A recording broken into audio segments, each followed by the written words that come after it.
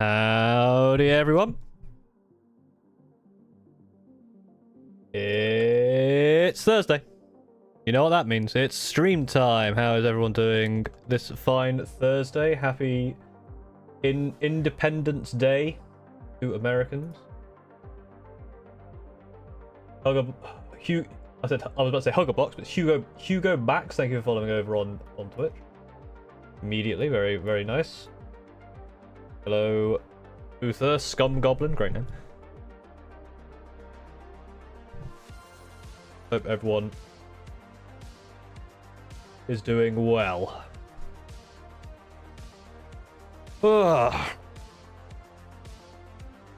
Right, well, today is going to be the final part of our tier list we've been working on. So we're working on this tier list for a little while now. I think this is the third session. Got the last seven factions to have a look at. Hi, Lekman. Hi, big Black Templars. Angel with a shotgun. Grey Knight survived and conquered the Tyranid invasion. Very nice. Hey, I've only got 7 left on my list. There should be 8. Wait, 1, 2, 3, 4, 5, 6, 7, 8, 9, 10, 11, 12, 13, 14, 15, 16. How many factions are there? 23 or 24? Because there's 24, I'm missing one on this tier list. Yeah, there should be 8, right? What am I missing? Let me have a look. Everyone. Yeah, Hedonites are there.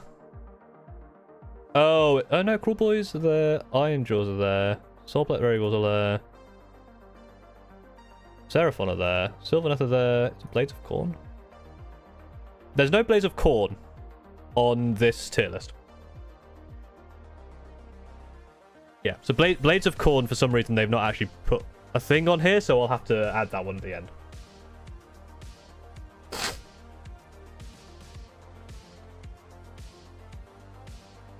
No, looking at the... So we've got Hedonites of Slaanesh, or Hedonites of Slaanesh. Get this. Hedonites? Orc Kruleboyz, Soulblight Gravelords, Seraphon, Slaves to Darkness, Orc, Ironjaws, Sylvaneth, and Blades of Khorne.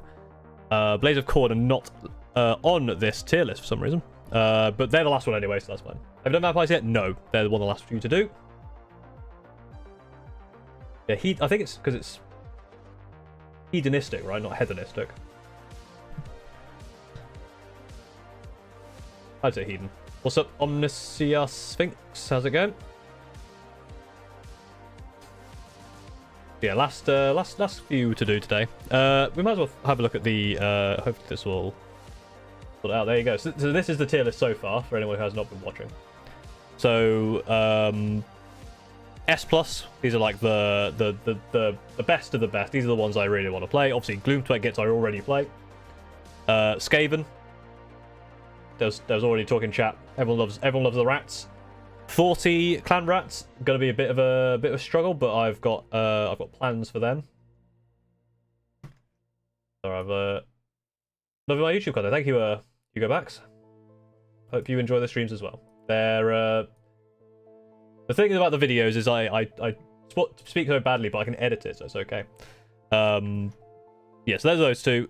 In S, Crouch and Overlord surprised me purely because I really like their lore and I like their what seems to be an interesting playstyle with like being able to hop in and out of boats. Stormcast, again, you get them in you get them in the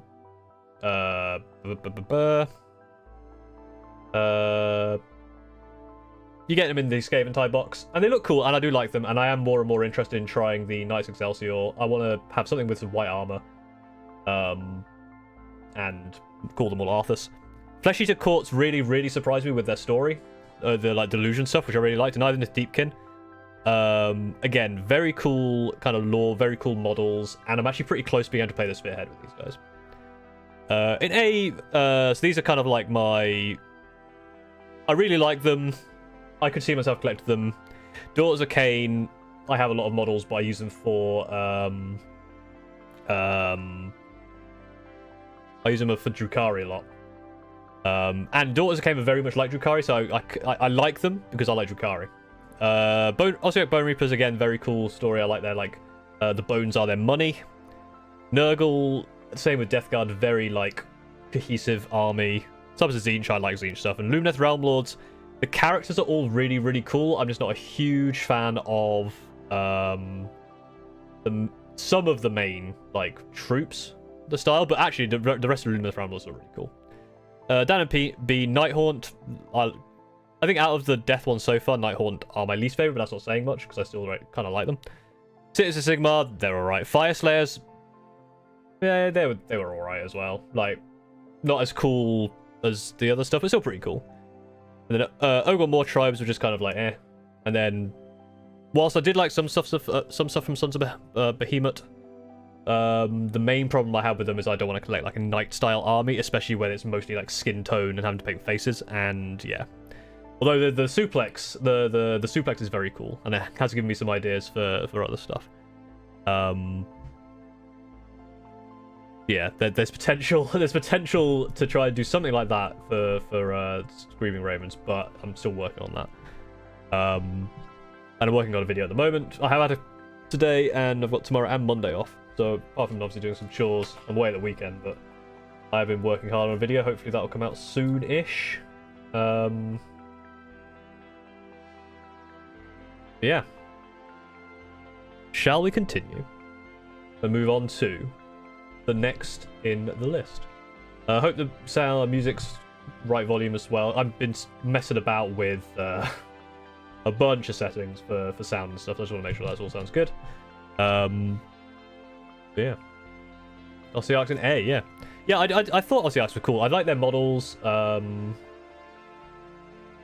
I remember them being cool. Again, if you want to hear the full opinion, the last week's stream would have gone through some of these, and then the stream a couple of weeks before that, maybe even 3 weeks before that, would have gone through the remaining ones. I've also bought Scaventide, obviously, because why wouldn't I?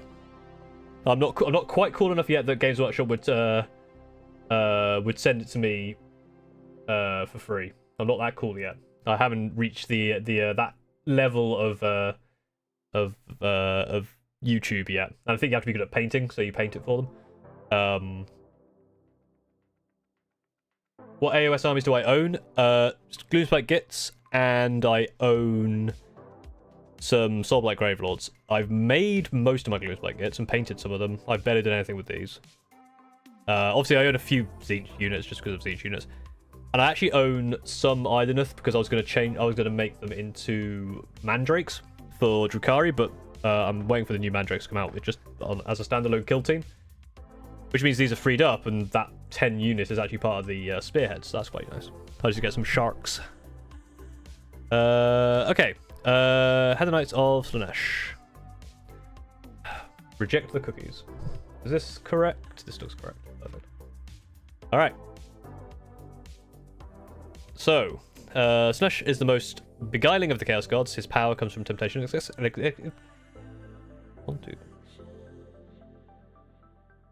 I mean, that was like 15 words. I'm pretty sure that wasn't as bad as last week. I need to do like a speed run. Like, how quickly does Paul fail at reading when he starts his stream with like one of these? And he promises a supreme satisfaction kept tantalizingly, maddeningly out of reach, so as to drive worshippers to further heights of depravity. Unlike his brothers, Slaanesh does not reside in the realms of chaos. His throne is in the 6 circles of seduction. I mean, that's where you would find them, I guess. Oh, sorry. His throne in the 6 circles of seduction lies vacant. That's not where you'd find him. I should have read on. The Dark Prince is imprisoned in a twilight subrealm between Ish and Ulgu, known as Ulgish. Guess that makes sense. The Hidden Gloaming. How we got there is no mystery, but a plan enacted in vengeance. Slaanesh has always savoured the exquisite perfection of elven spirits, and when the world came to an end, Dark Prince gorged himself on elf souls, becoming more powerful than before. In the Age of Myth, the elven gods Teclis, Tyrion, and Malarion, along with the sorceress Marathi, formed a truce, using their own souls to tempt Slaanesh into a trap, binding him with unbreakable chains formed from a paradoxical blend of light and dark magic. That looks very cool.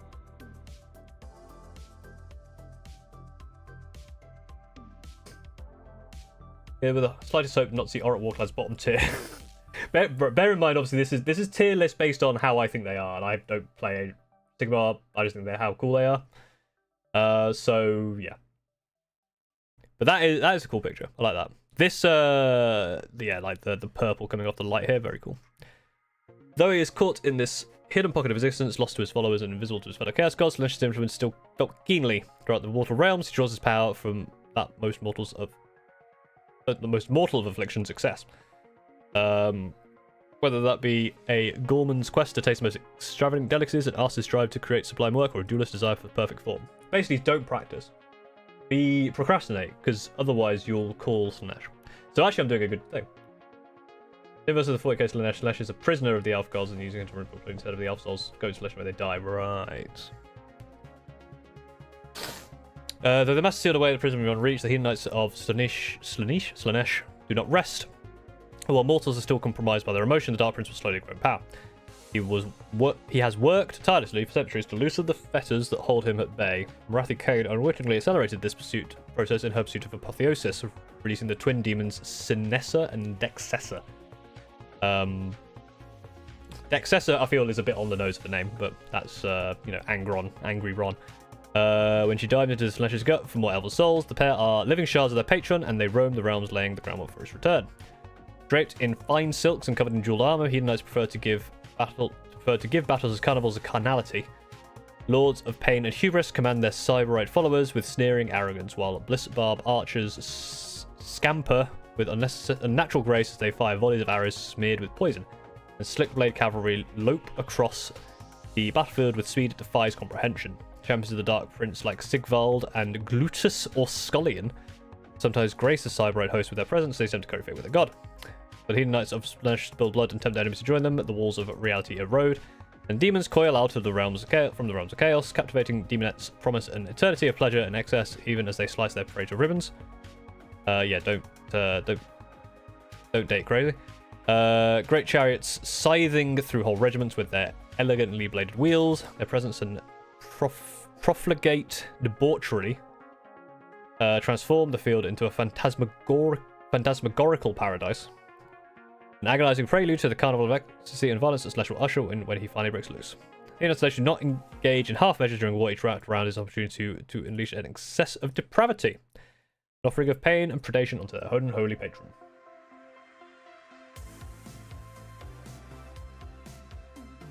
The Sin Twins. Right. Pick up 3 friendly Hedonites of Slaanesh. Targets have the euphoric keyword. In addition, for each friendly unit you pick, give your opponent 1 temptation dice. Your opponent can use 1 temptation dice to replace 1 wound, save, ward, or run roll for the unit in their army with 6, or they can use 2 temptation dice to replace 2 of their dice in a charge roll with 6s. Each time your opponent uses it, they must roll it on a 1 or 2, inflict D3 mortal damage on the unit. At the end of the battle round, and euphoric, you get sustained hits, and you can run, shoot, and charge.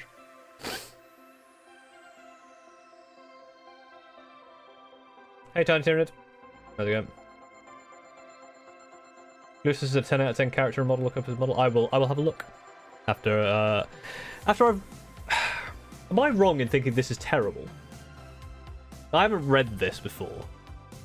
So you can have. So 3 of your units can have sustained hits and run and shoot and charge, which is good. But you give your opponents like what's the thing that has caused the most issues in 40k? Eldari being able to pick 6s when they want, and miracle dice are really, really good. You're essentially giving your opponent up to 3 miracle die. Oh, no, not even that. 3 6s on miracle die, or 3 Eldari 6s for a 33% chance to do a small amount of damage.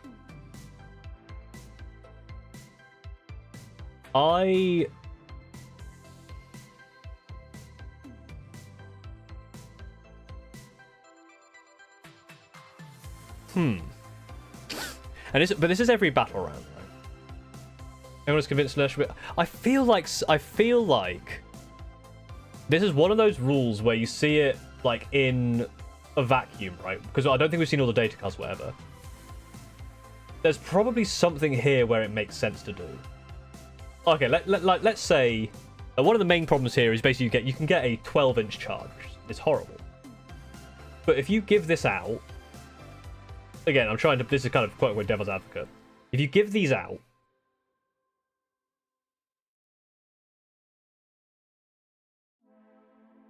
you give these out to 3 things, right? You give your opponent 3 dice. Then you just charge something that's horrendously powerful, like run, shoot, charge, something with like crit hits 2, which is really, really good, a really good data sheet to do that. And it doesn't matter if they charge you because like you can give strikes last or something. Maybe. In a vacuum, this looks pretty poor, but I don't know. Again, everyone's literally F tier. I can see that depending on what like the thing is. If they were to buff this, I feel like it should be on a 1 or a 2 it does nothing, on a 3 or a 4 it does D3 mortal wounds, on a 5 or a 6 it does like D3 plus 3. And then you're more incentivized to maybe not use it because you've got a 2/3 chance of taking damage and a 1/3 chance of taking a lot of damage. But I do feel like, yeah, you're basically giving them a free save, ward. I think giving them 2 and basically giving them a 12-inch charge is kind of weird.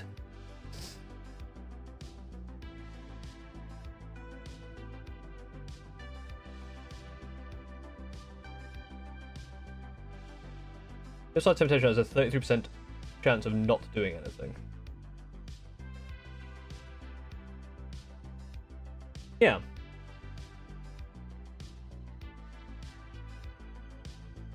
But I feel like maybe like 1 mortal wound on 1. I don't know. It's interesting.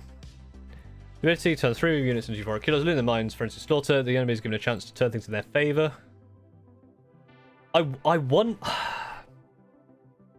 wonder if there is a element of.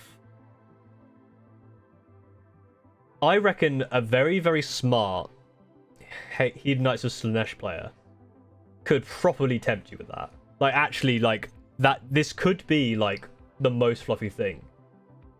You could set it up and just be like, okay, yeah, charge. I'm giving you a 12-inch charge, come at me. And then you set up a trap. Like, they go, oh, yeah, I've got the 12-inch charge. They charge in and realize it's a mistake. Like, is the idea that you're giving your opponent these opportunities and they kind of take them without thinking about it? Obviously, a smarter player could think about it more, but I feel like you could do some weird stuff with it. I just assume that your opponent will screen out their actual threats, then you charge it to said screen. Yeah, but bear in mind this is per battle round, right? So you can decide when to give these out. So, like, first turn you don't do anything. You start to remove that screen, and then, like, turn 3 or something, around 3 you go, okay, now I'm going to do all this stuff. But I think that I'll be very, very interested in seeing this in action. That sounds Zinchi, yeah. Although I guess baiting them into like use excess like charge is also kind of Slaanesh-y. Like, oh yes, you got the perfect charge. Well done, you're in my Pincerman trap or something. There's the mind game here, but I do feel like maybe it's just a bit too strong. But I again, it'd be interesting to see. They must have similar must-base requirements. No, I think charging is now you have to get within an inch. And then anything within 3 inches is fight range now. But I think the charge you have to get within an inch or half an inch. Even suffering grave wounds in battles is seen as nothing but another pursuit of sensation. After the warriors descend into frenzy. Right. I'd want to hit rolls for Cyberite infantry units when they are damaged or if had any model slain. So that's, I guess, something as well, right? So your cyber... I don't know what the Cyberite is. I guess Cyberite infantry are just like your standard infantry. But you bait them in, they get like a 6 to hit and like a 6 to wound. They're using those things, but you've just made them stronger by killing something. So it's half... You have to charge within half an inch, but 3 inches is combat range.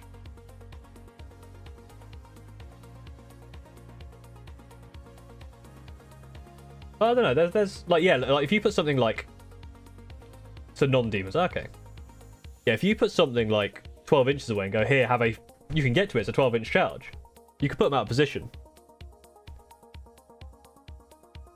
Just on saves runs. No, you could get Oh, it wasn't hits, just wounds. So you can do it on wound rolls. Wounds, saves, wards, or runs. But I guess the thing is, if you've got anything that's like, because there's no crit wound, is there? In this, there's only crit hit. So obviously you don't want to be giving out crit hits. That would be stupid. How do people get hands on faction terrain and spells? You kind of have to go through GW. Most, yeah, you can. I know, like Element Games, you can order it through, and they basically get it from GW. It's good. I was speaking to someone in my local Games Workshop, and he was basically saying like stuff like faction terrain and like epic heroes, they stock for a while when they come out, and then they stop because everyone only ever needs one of them. And then once everyone's kind of got them, they don't sell them anymore. Warhammer World has everything. That's where I got my Loon Shrine. I got my Loon Shrine from Warhammer World. Other battle formations revolve around Seeker Cavalry, chasing with reckless devotion. Or focus on egotistical champions. Okay. Wizards devoted to Slaanesh practice law of extravagance, weaponizing their own emotions and those of their foe to great effect with sadistic spite. They can goad their euphoric allies into acts of incredible strength. Pick a friendly Hedonites of Slaanesh wizard, and then pick a friendly euphoric unit. They have crit mortals instead of crit 2 hits. Okay, so you can basically swap around their buff.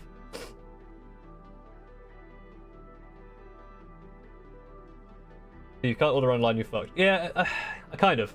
The main, again, I don't know if you're in, I don't know what country you're in. In the UK, it's obviously a lot easier because the Games Workshop website, they can probably just go to Warhammer or just pick it up from their stock. But outside of that, you probably can order it, or maybe it's like speak to a local game store and basically ask them nicely if they can order one in for you, because they'll get a discount. I don't know. Yeah. That's the one thing with Age of Sigmar is obviously the faction terrains you need to get hold of for some armies, like Bluespike Gits, for example. But some armies you don't need to get hold of. Island disease too? Fair enough. Yeah, I assume UK and Ireland are pretty okay. And then maybe like... I don't know, I really don't know about those countries, to be honest. Exploding Magic, thank you for following. 3 minutes ago. I'm completely messed up. Great name, by the way. Good name. The most bellicose. There's so many words that I need to look up the meaning of. If our stores that can't order and we have no GW stores. Ah, right, yeah. Yeah, you'll have to order it online. If you can't order it online, you could. I'm sure you could probably ask someone nicely somewhere might be able to order for you.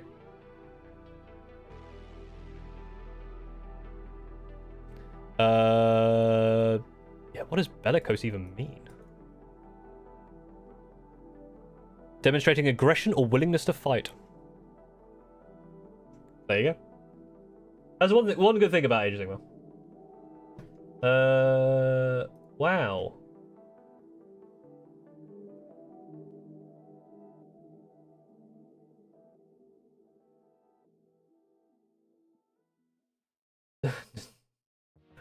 The one thing with Twitch is there's a lot of bots.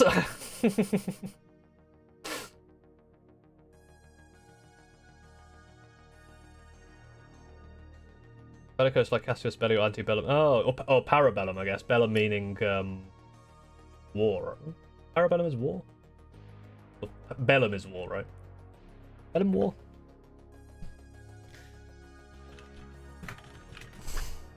Yeah, war in Latin. It's because Parabellum is like prepare for war, isn't it?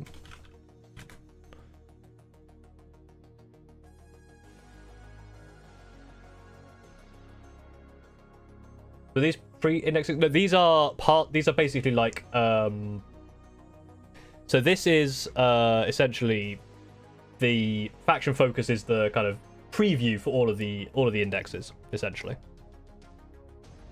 And it also talks a bit about the spearhead, which is like the little army thing. So these are basically just going through and telling you kind of how they play, like what their army rules are, what are their faction rules, that kind of thing. And then a few of the what do you call these? Data sheets. So this is Shalaxi, possesses a supernatural grace, deftly dodging incoming blows with minimal effort. As a paramount hunter, they will seek out the greatest foes available. So let's have a look. Wizard 2, Ward up 5, that's fine. Soul Piercer, anti-hero. So against heroes, you get +1 Rend. So that's 3 Rend, 3 damage. Pretty good. 6 attacks. 2s and 3s. Yeah, standard there. Subtract 1 from hit rolls. There.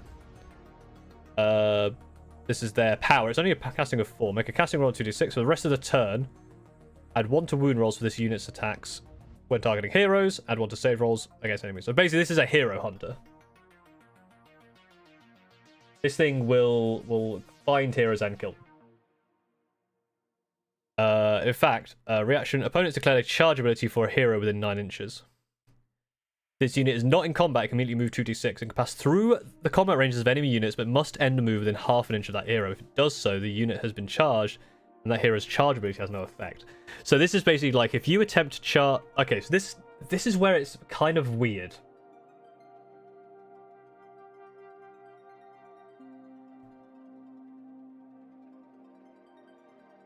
An opponent has declared a charge ability for a hero within 9 inches.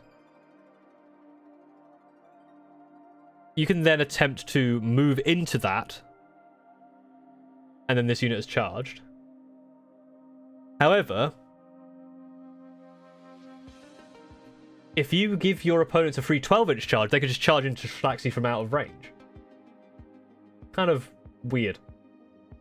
A lot of start sets illegal to play Spearhead.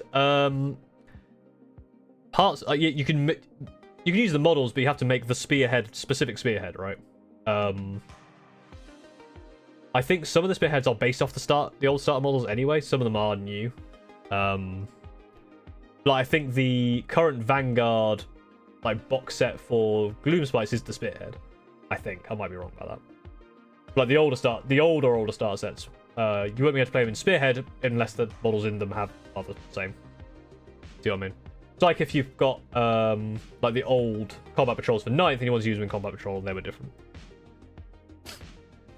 What I would quite like to see is within like White Dwarfs and stuff, or in other places, like different spearheads for factions. That'd be quite interesting. It's like you know how they do like weird and different things for like in 9th where they had like extra not factions, sub-factions and stuff. And then once per battle, pick a friendly non-hero. They can use 2 fights, and then the second one has to strike last. Okay. Yeah, I mean, this looks like... So you've got, essentially, +1 to wound. So basically, you could, if a hero attempts to do anything within 9 inches of you, you charge in with 6 attacks, hitting on 2s, wounding on 2s, rend 3 damage, and then 2 attacks, hitting on 3s, wounding on 2s, 2 rend 4 damage. And you're -1 to hit. If a hero hits, you got +1 to save. You can make things strike twice around you. There's a faction other than Skaven. I mean, to be fair, Skaven do currently have the top of the tier list, so.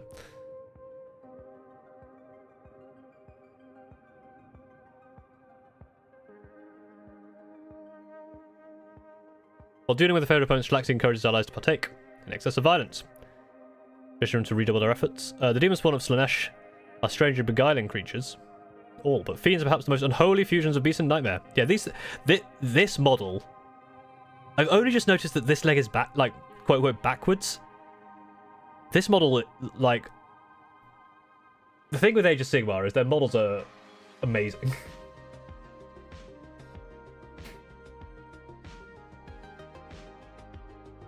Like, I've just noticed how this is like an actual just like leg. Like, this thing's creepy as hell.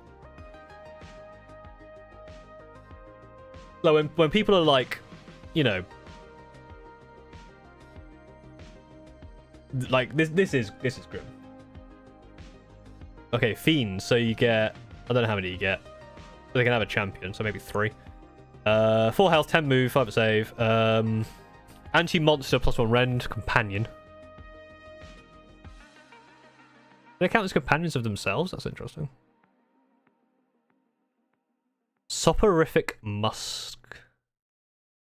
The phoenix exudes a pervasive and oily musk that numbs a foe to all but the most extreme of stimuli. An enemy unit in combat with this unit on a 4+, they get plus fight last. Very cool. Hedonites of Slaanesh. Keening Song.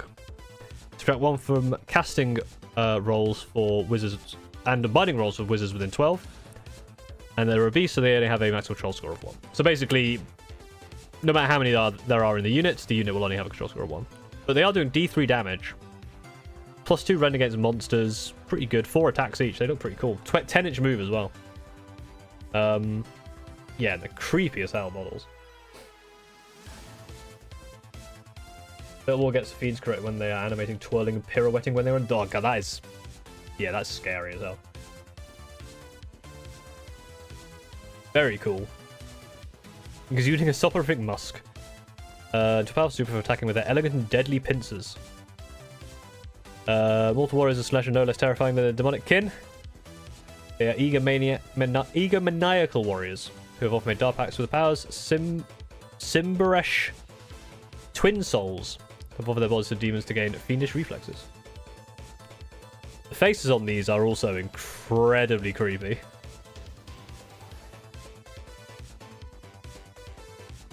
Ego-driven excess. So yeah, so 2 health. 2 health, actually. Interesting. I thought these would be smaller than that, but okay.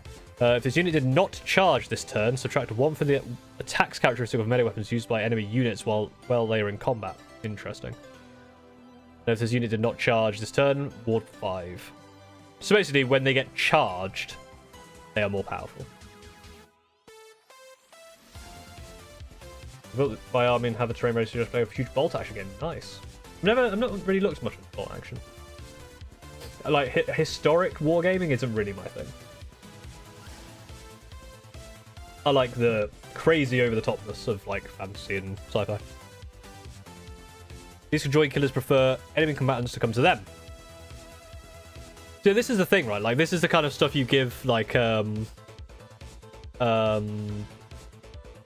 give your euphoric token, and you put this thing 12 inches away and nothing else, and go, do you want to charge this?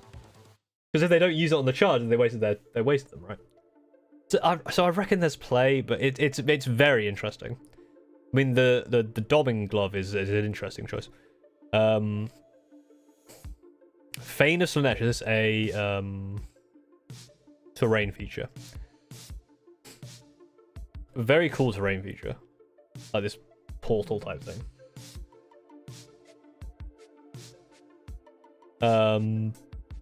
Pick friendly Hedonites of Slaanesh unit, hold within 12 inches of this terrain feature. Allocate D3 damage points to the target.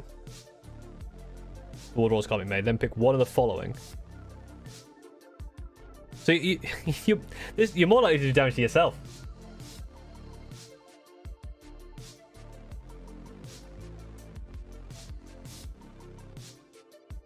There's also sci-fi.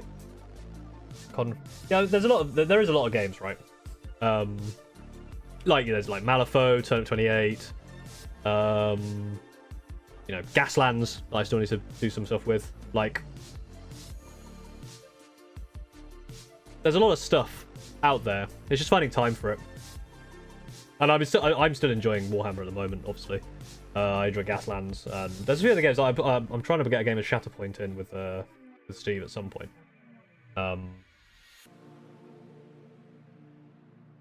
Yeah, obviously time is of a premium, is the main thing. Like, I've got a tournament coming up in mid to late September. I signed up to one of the Tabletop Tactics like 1-day events, so I need to finish painting the Screaming Ravens before that. Georgie Jones, it really depends. So I like this one. I don't know. Someone will probably know. Like, does this cost points? Because some of them cost points, some of them don't. Like this.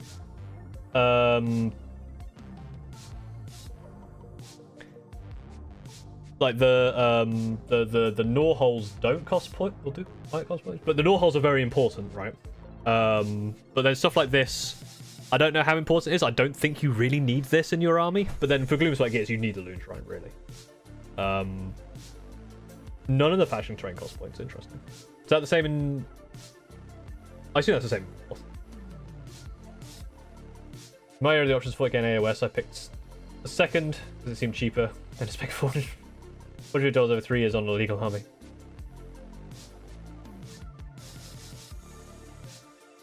What made it an illegal army? Would you make a video on how to do in the tournament? Probably. I'm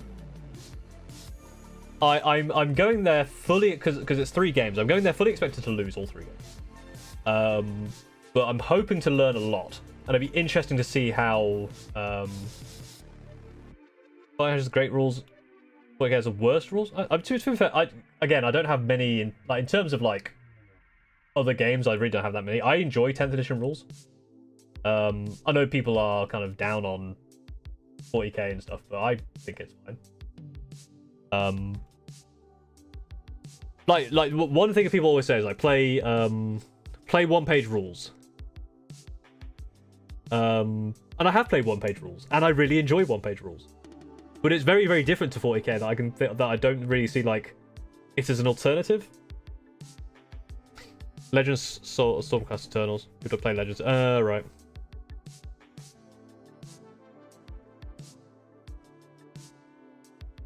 What makes... This is a question because obviously I don't know. What makes 40k's rules work? Like what makes bolt action better than 40k in terms of like what is the thing that makes it better? Because I am curious. So I honestly don't know. And yes, I am excited for Spearhead. Spearhead looks really cool. This is the word from the studio, and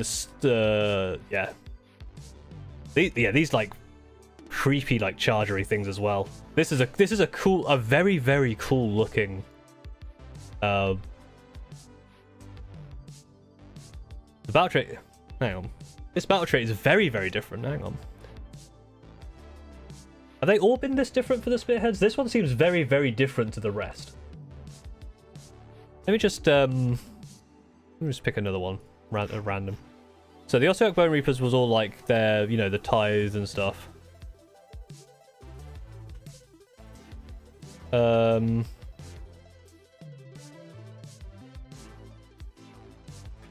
Maybe they are different. I don't know. This one's just completely different.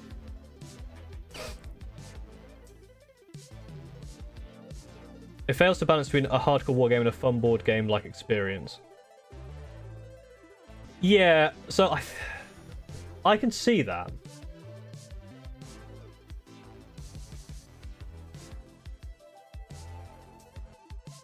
Well, the game is handling internal balance terribly so far.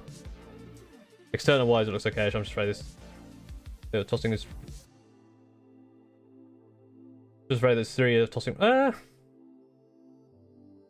has better activation, so units are more balanced. Each type of unit plays differently, and each army has the same equipment, just different combos and special rules.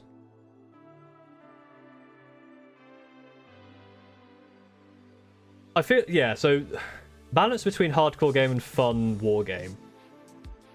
Fun board game like experience. That's very tricky just in general. I kind of feel because this is a problem not specific to 40k. I've talked about this before, where it's not a problem with 40k specifically, it's just a problem with gamers optimizing the fun out of everything. Where I feel like with stuff where, you know, something is very, very popular and people are trying to get the best out of it, and then people view that. I've got a video I'm working on about basically about meta chasing. And about what, you know, is meta chasing bad? The answer is kind of yes, but a bit more about that. And it's all about how kind of, you know, people look up pro stuff because it's a popular game and there's information out there. And that makes it difficult to try and balance because that's a social thing rather than a GW thing, if you see what I mean.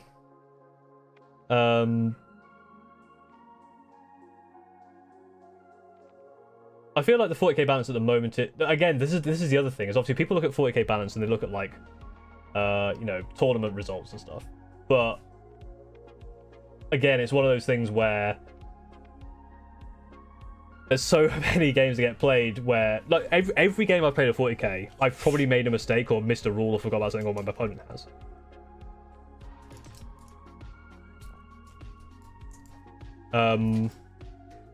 Handling internal balance terribly. I've definitely got some problems with how they balanced it. External balance is good. The tossing every 3 years, I'm not too bothered about that, because it seems like the iteration stuff works quite well, I feel. But obviously 10th is a massive change to 9th. I know, again, I've only started playing in 9th, so I don't have much of a cause. But obviously I reckon 11th comes around, they're not going to change a bunch of stuff. Like, you can see from 9th to 10th, they took stratagems and went, okay, we've gone over the top. And then, you know, let's dial that back and kind of restrict it for 10th. So they're kind of gone that way. You mentioned there about like units that, like, each type of unit plays differently, but each army has the same equipment. I could see the same equipment stuff being. Here's the thing. This is why one-page rules was one of the things where I was kind of like, eh. Like, one of the things I didn't like so much about one-page rules is everything just kind of felt like a watered-down version of their 40k counterparts, because so many of the things were the same. Like, you used to go, oh, that is just a reskinned version of this unit kind of type that they have. Like scarabs and the Tyrannid version, the little ones, like, they're basically the same unit. As far as I remember, again, that might be wrong. But obviously, it's easy to balance, and yeah, activation system is a weird thing, right? Like, people are saying for GW to change like 40k into a alternating action. I kind of don't see the point, because stuff like one-page rules exist, and I feel like you could just play one-page rules if you wanted that. And I feel like 40k's, you know, turn back and forth has some interesting play to it. I don't feel like my British are going to stop or fail every battle. Feels like it's actually fair. I mean, yeah, that's the thing, right? Like, again, it's one of those, yeah, balancings, I guess.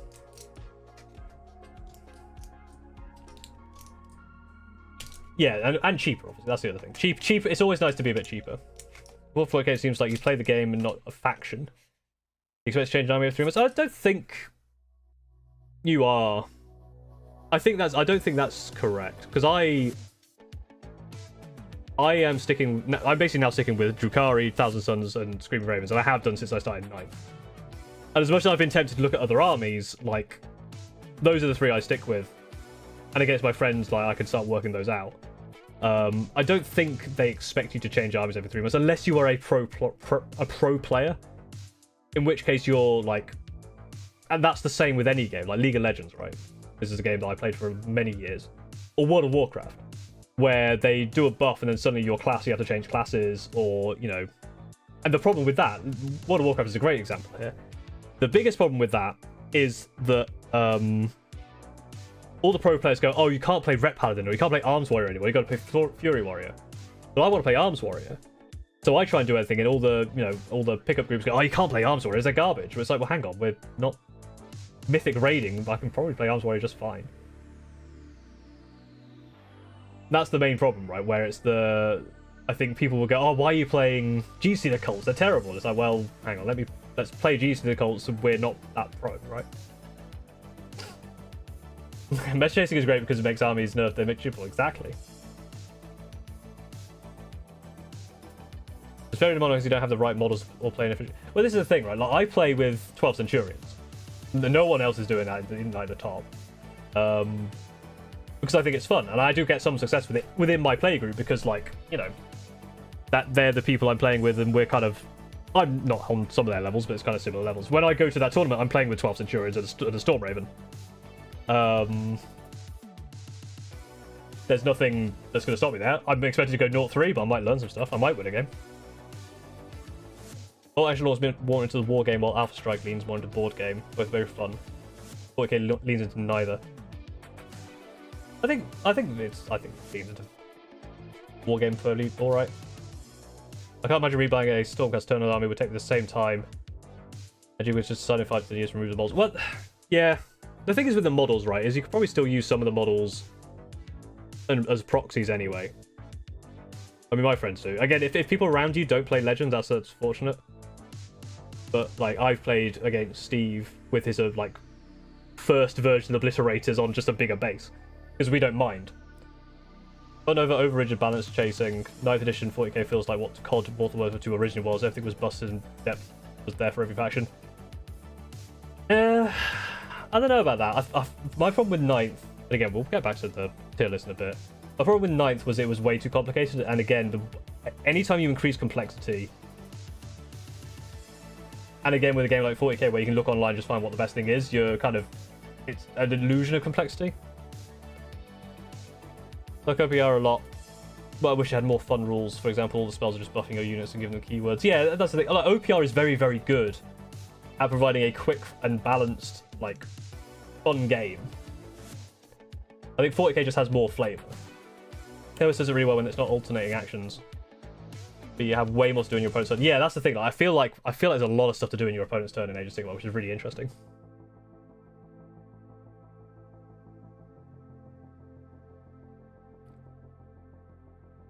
In Eastern Europe, if you turn up as a wrong class, you would just not get invited kicked out of the guild. Yeah, it's a cultural thing. That was exactly the problem. Like when I played, I was never in any like of those top guilds, so I could kind of play what I wanted.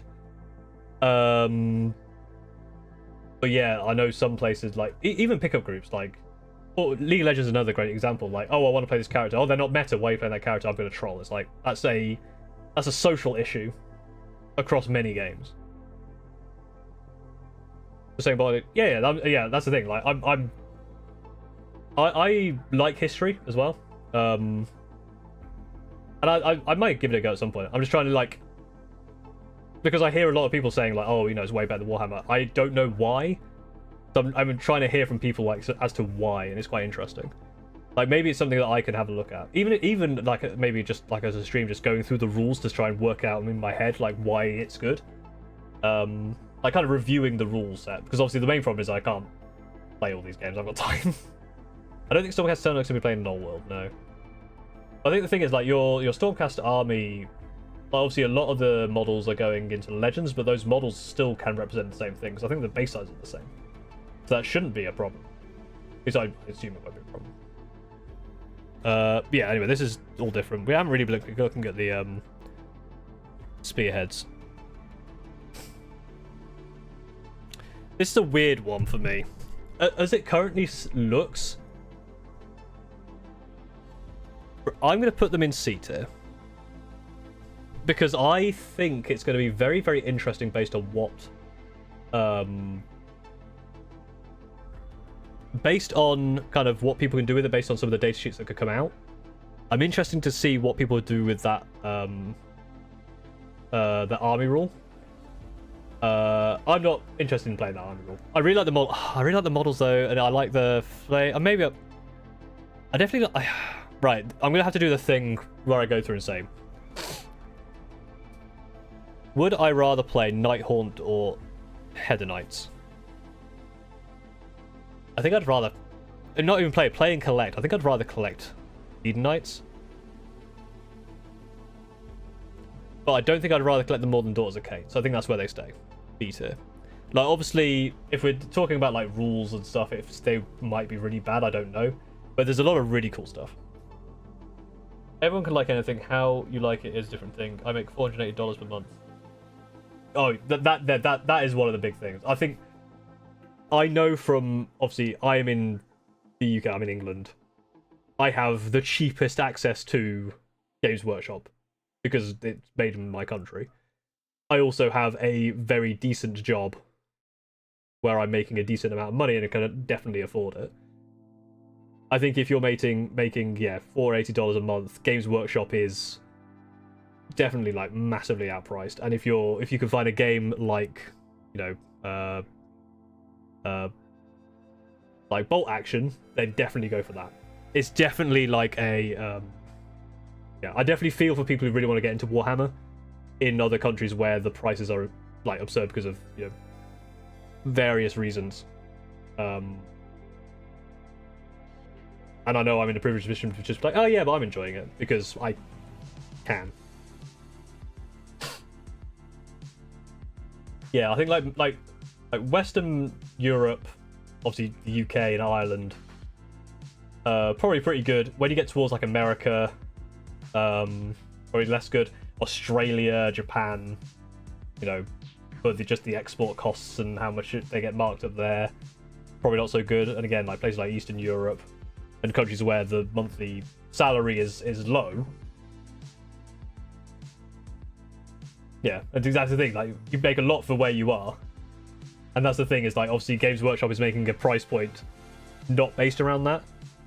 You hear there was I think it was a Pirate Software, you know, short about that where he was releasing his game in Brazil. And they were like, we can't, you know, it's priced super low in Brazil because that's what they can afford, and then actually they get loads and loads of sales from Brazil because they're pricing it according to the locality. Yeah, so yeah, I think like Italy, Germany, similar to UK, where you can go to you know, third-party stores and stuff that you get a good discount. Yeah. Kruleboyz. Because it's almost 8 o'clock and we've done one. Right. It was a good conversation though. It was an interesting conversation. So yeah, I'm happy to keep chatting, but I also need to get through this. So Pirate Software, it might have been Pirate Software, or maybe they talked about something else for Brazil. Anyway, orcs are everywhere. That's good. What the hell does that mean? Aggressively hostile or belligerent. There you go. Hooligans who love nothing more than fighting, looting, and killing. But as you'd expect from such a fractious... It's a fair game. How many times do I have to look this up? Irritable and chorus. I guess like a fracas. They don't get along. The Kruleboyz are one of the most prominent Orc cultures, recently emerged into mortal realms. They lean on lanky swamp dwellers embodied by cunning, mawkish aspects of their great two-headed god, Gorka Morka, above his gawkish brutality, or mawkish brutality. They've got enough veneration. They've got veneration enough for both.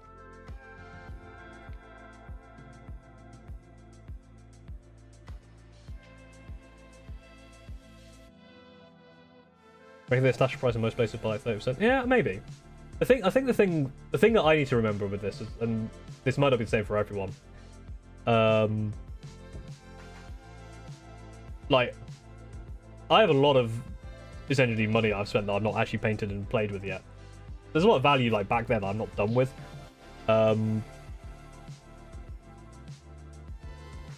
But yeah, I think they need to do some. I think they need to do. Actually, no, it's kind of scummy to do like sales, because then you're kind of waiting for that thing to come on sale. Maybe that's not the way to do it. But that's, I think you spot on there. Is if they sold it cheaper, they would have to make more, and at the moment they can't. I know there's a lot of problems there trying to open up more production in Nottingham. I think that is one of the downsides, is that they are, which is also kind of a benefit for, again, being in England. This is very much a, an England benefit is keeping the production in England helps with UK jobs and stuff, and the UK economy. So, whilst it affects the rest of the world, as always with England, fuck you, got mine. That's a joke for legal reasons. Why Kruleboyz not Orc War Clans? Ironjaws and Kruleboyz are separate now. But the third one, the Big War, I think was the third one. That's no longer a thing, as far as I know. Or it's been merged somewhere, I don't know. Yeah, that's one thing Games Workshop do, they increase their vocabulary. Create homes in fetid bogs, mistrided marshes, and other sources of dense camouflage and foul fauna. They exercise a limited scope of cruelty and cunning. Where an armoured Ironjaws Orc might cleave a human in two with one single chopper, Kruleboyz prefer to pinion their foes with poisonous spears. Kruleboyz fancy themselves the smartest around. They enjoy getting one over on those who think themselves better than the Orc.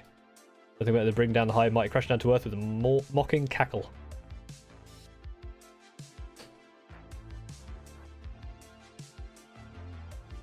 Bone splitters are gone. That's one that's gone. Despite their more cautious attitude towards warfare, the Kruleboyz are Orcs through and through. They're slightly compared to the hulking cousins in the Ironjaws, trading bulk for longer reach. Hard thinking is something to be encouraged. And they will calmly calculate the plan of attack rather than hurling headlong into scrap. A Kruleboyz war party. I thought it said like, it took me a while to work out this word. I thought it was like war party. Like, ooh, it's a war party. Ooh. No, war party. Creeps forward under the cover of night and fog, hefting jagged weapons coated with venom harvested from bog-dwelling horrors, laying traps. With this pen, it's like push. I cannot remember how to pronounce this word, but it's weird. I think. Penchant. With their penchant for skullduggery, great word, smarts and sheer spite, Kruleboyz stay on the literal cutting edge of unpleasant innovations. They proudly craft yearning scare shields to intimidate their foes, and the death spikers of each war clan construct vicious war machines like giant beasts skewer killbows, which can bring out the biggest monsters. Cool piece of art. Are these the brutal cunning ones or the cunningly brutal ones? I think the cunningly brutal. Or are they the brutally cunning ones?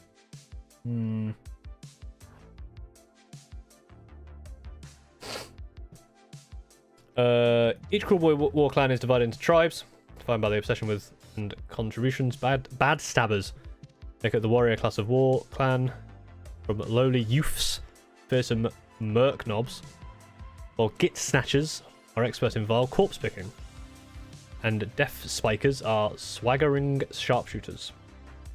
Swamps of the mortal realms are full of big beasties like Gnashtooth, Sludge Raker. Only the most sly and malicious Kruleboyz rise to the ranks, become a killer boss.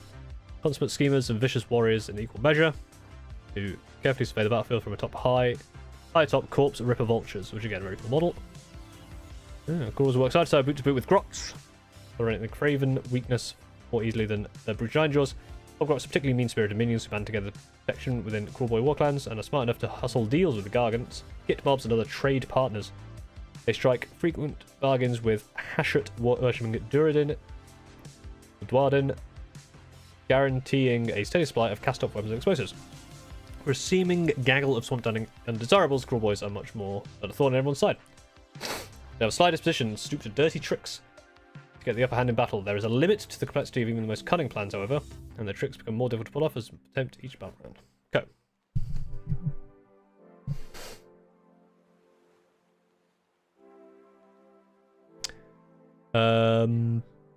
Your army can use one dirty trick ability per phase. The effect of dirty trick ability is only applied if you make a successful dirty trick roll. The success of a dirty trick roll depends on the number of dirty trick abilities your army has already used. But you use a thing, whether it goes off or not is different. Okay, so they get harder and harder as you do more. You can do one per phase.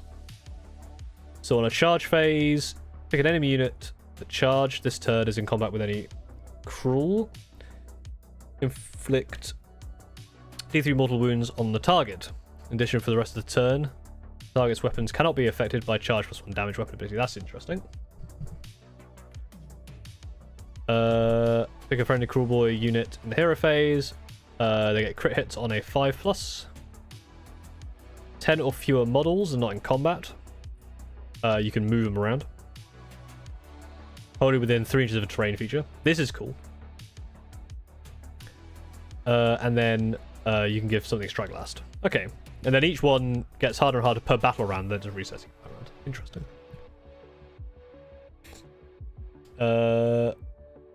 And then your battle formation passive. Each Kruleboyz unit is wholly within 3 inches of a terrain feature.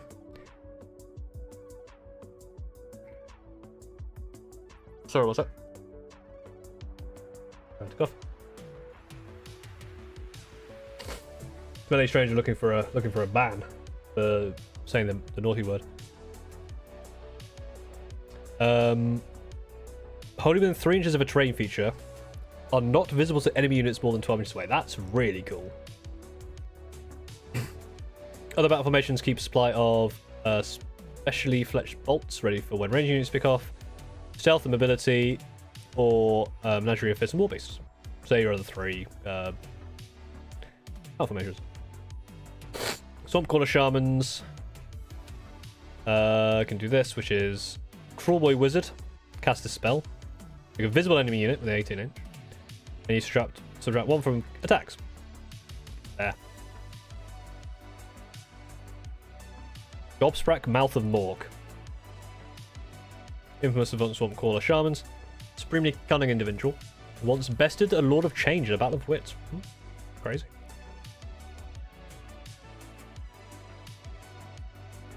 He is a self-appointed prophet of Mort, claiming that the god literally speaks into his ears. Whether this is a ruse or not matters little, as enemy spellcasters are overwhelmed with a terrible war energy. When Gobsprak declares, Mork says no. What a name. Okay. Anti-wizard. And crit mortals. Anti-wizard. It's basically fight wizards. And they're just crit mortals here. And obviously with that's it. It's infantry only, fair enough. To say with that you can make it better, but you can't because it's infantry only. Once per battle, opponent declares a spell ability. This unit uses the unbind ability, but the unbinding roll is 3d6 instead of 2. Okay, so you just like once per battle just be like absolutely not. Our table did not use a lot of terrain. I should probably use more terrain, it sounds like. Pick an enemy unit in combat with this unit. Pick an enemy unit in combat with this unit. Roll a dice. If the roll exceeds the target's health, roll into the unit's stain. Very nice. Here's Mork says no. Each time this unit unbinds a spell, inflict D3 mortal wounds on the caster. If the unbinding roll was 10, inflict D6. Which obviously works very well with this. That's very cool. He's a wizard too as well. And Strangle Hex.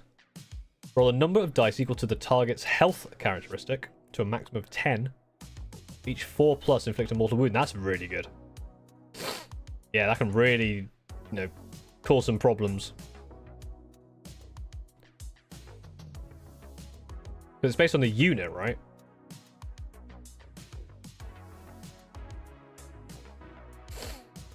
What army are you most leaning towards? At the moment, either Gits or Skaven. Because I like them. But there's a few that I'm really interested in, actually. Kill boss on Great Gnashtooth. Yeah. How many attacks? 7. This is 7 attacks, which is pretty scary. 4 and 5. That's ours, you gits. While this unit is contesting an objective you don't control, add 1 to hit rolls or combat attacks made by friendly infantry units wholly within 12. Pretty good. Basically, if you're on an objective you don't control, you get extra stuff.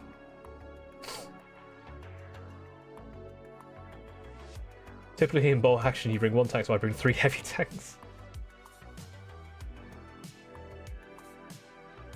Pick another friendly Kruleboyz unit wholly within 9 inches to be the target, and add 3 to the target's control score. Pretty good, like, leader thing. 10-inch move. Decent stats, yeah. I do like the kind of the long orc.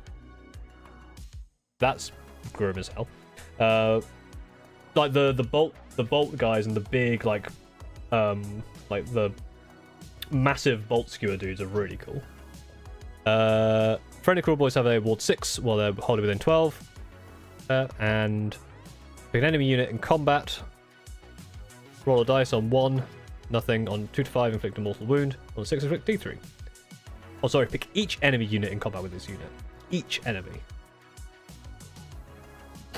So each enemy does this. It's really good. Git's my favorite. I mean, I already collect a Git's army, so you don't need to sway me towards Git's at all.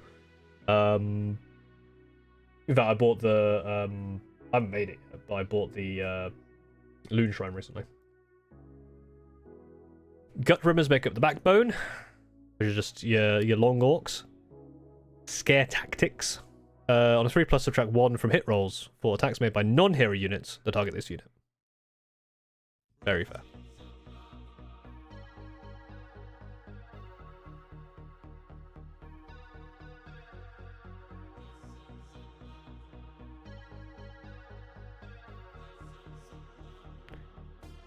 Yeah, pretty cool. Yeah, this is I really like this model. These are cool as well, actually. I really like the massive crossbows. But I really like this model as well. This is a kind of cool little spearhead. Yeah, this model, the Beast Skewer Killbow. I just love the look of this like giant crossbow. Very cool. Right, that was Kruleboyz.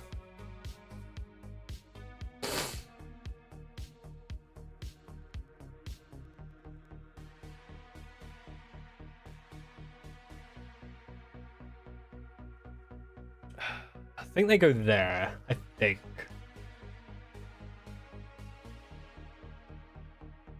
Yeah, I think I prefer the Bone Reapers to them, and I think I would prefer them more than Daughters of Cain. There's a lot of cool stuff within them. I do like them. This is going to be an interesting one next.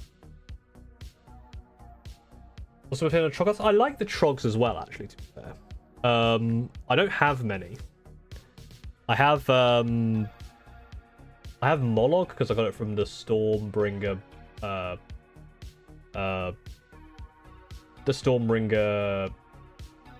magazine. That's the word I'm looking for.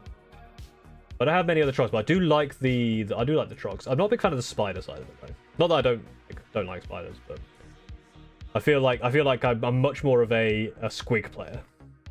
Squig player with some Trogs on the side. Okay, third quest for dominance. Nagash has mustered undead servants to fill the ranks of his vast armies. Soulblight Gravelords are amongst his most powerful allies. And the reason I say this is interesting is I already own a bunch of Soulblight Gravelords. Contributed terrible bloodthirst, midnight sorcery, and subtle influence to his own campaign against the living. These are cursed vampires.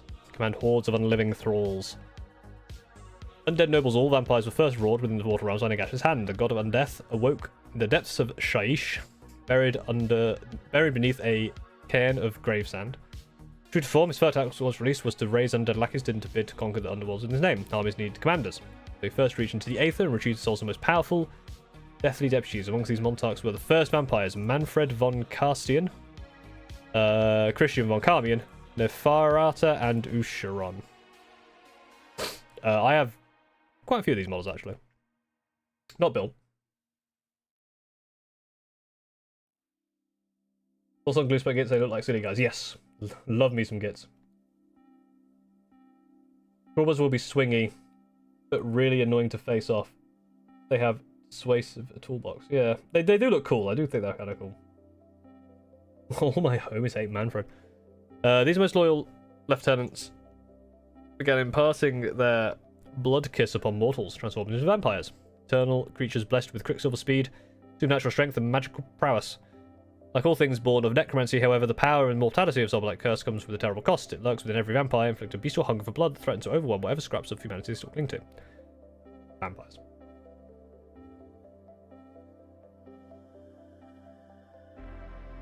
Regardless of whether they indulge this hunger or become savage, gore-slicked nightmares or impose upon themselves courtly traditions and vows of self-restraint, all vampires are drawn to conquer and subjugate the living. There. Using their innate necromantic powers to raise mighty undead armies and carve out great empires, whilst capable of independent thought and often involved in endless internecine, destructive to both sides of the conflict. Visually sure destruction scheming, Soulblight Gravelords overriding need for domination ultimately plays in the hands of the Tyrannic Master. Neferata and Manfred serve Nagash directly, ruling the Legion of Blood and Legion of Night, respectively. Despite their outward subservience, they are both resolute schemers who always have an eye on the other's territory. This is a cool picture. Manfred is a master tactician, raising armies of elite warriors that commands with guile, even as he secretly pursues esoteric necromantic studies in an attempt to free himself from his servitude. His rival Neferata puts on a grand displays of military prowess with her Nulamian vampires, while simultaneously turning her core into a breeding ground for conspiracy and plotting, spinning 100 intricate plans and counterplans to maintain her unassailable position. Other vampires fall into one of numerous dynasties and have taken root in the mortal realms, each complex web of relationships ruled by the most powerful of their kind. The vast armies have raised foul necromancy, implacable death-rattled skeletons, and black knights plundered from long-dead kingdoms. I have some black knights, for example. Necromancers in their service reinforce these ranks with hordes of Deathwalker zombies. Freshly turned undead utilizes chattel troops.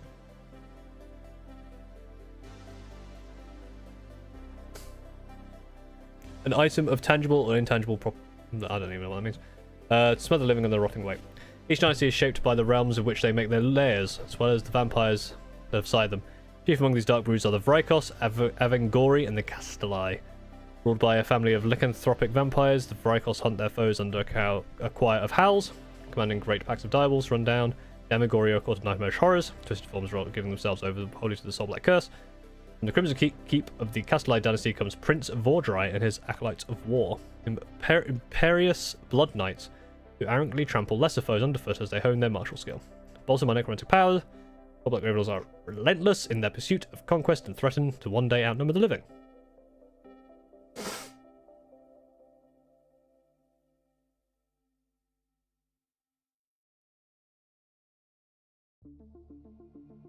I just have to ruin this faction for you, Twilight. I don't think that really... Like, vampires are very cool, just in general. I really like vampires as a concept.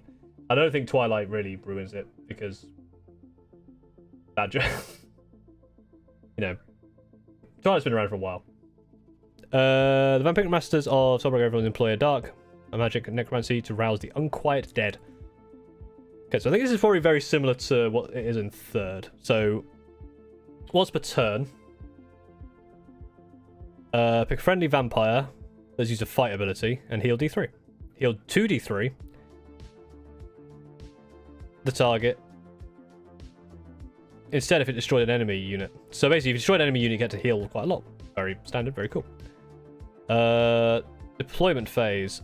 Pick a friendly Death Rattle or Deadwalker's unit. They'll be deployed. They are in reserves. And anything in the grave can be set up wholly within 6 inches of a terrain feature. More than 9 for enemy units. So that's your kind of, you can get skeletons to come off the... What do you think of Kruleboyz? I thought Kruleboyz were... Where did I put them? Put them here. I thought they looked cool. I like what they do. I like their models. They kind of go into that like middle tier of like, yeah, they're cool. I kind of want to play them. Pick a friendly Soulblight Gravelord hero to use this ability. Then pick up to 3 friendly Death Rattle Deadwalker units wholly within 12 inches of that hero. For each target, if it's damaged, heal 3. If it's not damaged, return a number of slain models to it. So yeah, you once per turn in your hero phase, essentially, you can essentially bring back 9 models, as long as they're wholly within 12 inches of that hero. So if you've got something that's like a hero surrounding a bunch of that stuff, that's really good. But the main thing is that the unit has to be wholly within the hero's range, which is quite a big range. And once per turn on your movement phase, and this costs 1 command point, I guess. Book a friendly, non-unique Death Rattle or Deadwalker's unit. The start of battle with 2 or more models been destroyed and set up a replacement. With half the number, wholly within 12 inches of a hero, or wholly within 6 and then it must be 9 inches. If it is your movement phase, you can set up the replacement unit more than 3 inches for all enemy units instead of 9. But if you set it up within 9, it can't charge. Yeah, so you can set it up basically just outside of that range, but then it can't charge. But you can use it to like block stuff, I guess. Van Helmsman's Dance Macabre was a cooler name. It is a cool name. Bit long for this.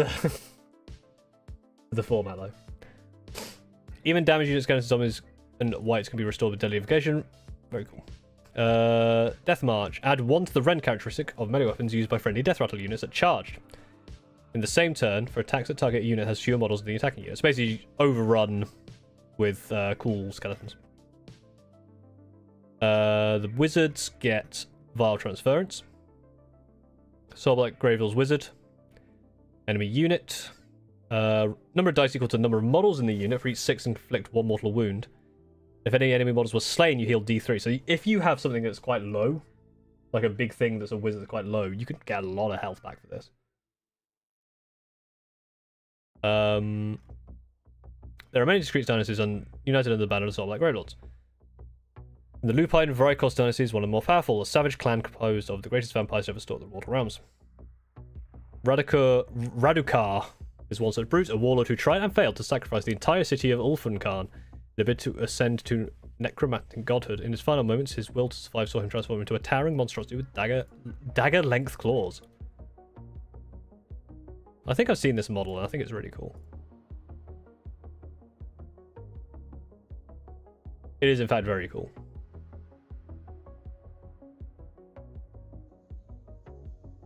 So, yeah, 6 crit mortals with a lot of damage here, and then companions get some stuff.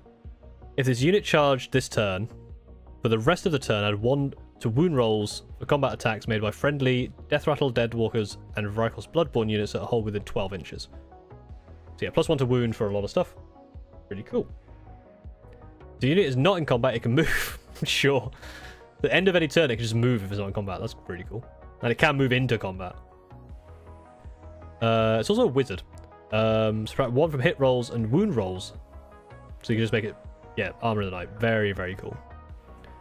The Rakos are tame pups compared to their monstrous Avengori dynasty. Lorca Vi, Mother of Nightmares, is ever-living proof of how far Soulblight Curse can twist their mortal. So this is one of the reasons that I actually bought Soulblight Gravelords, is this model. It's such a cool model. It does a decent amount of damage so far. Subtract 1 from rend characteristics of melee weapons used by enemy units while they're in combat. While they are in combat with this unit. So just whilst you're nearby, you get -1 rend. Pretty cool.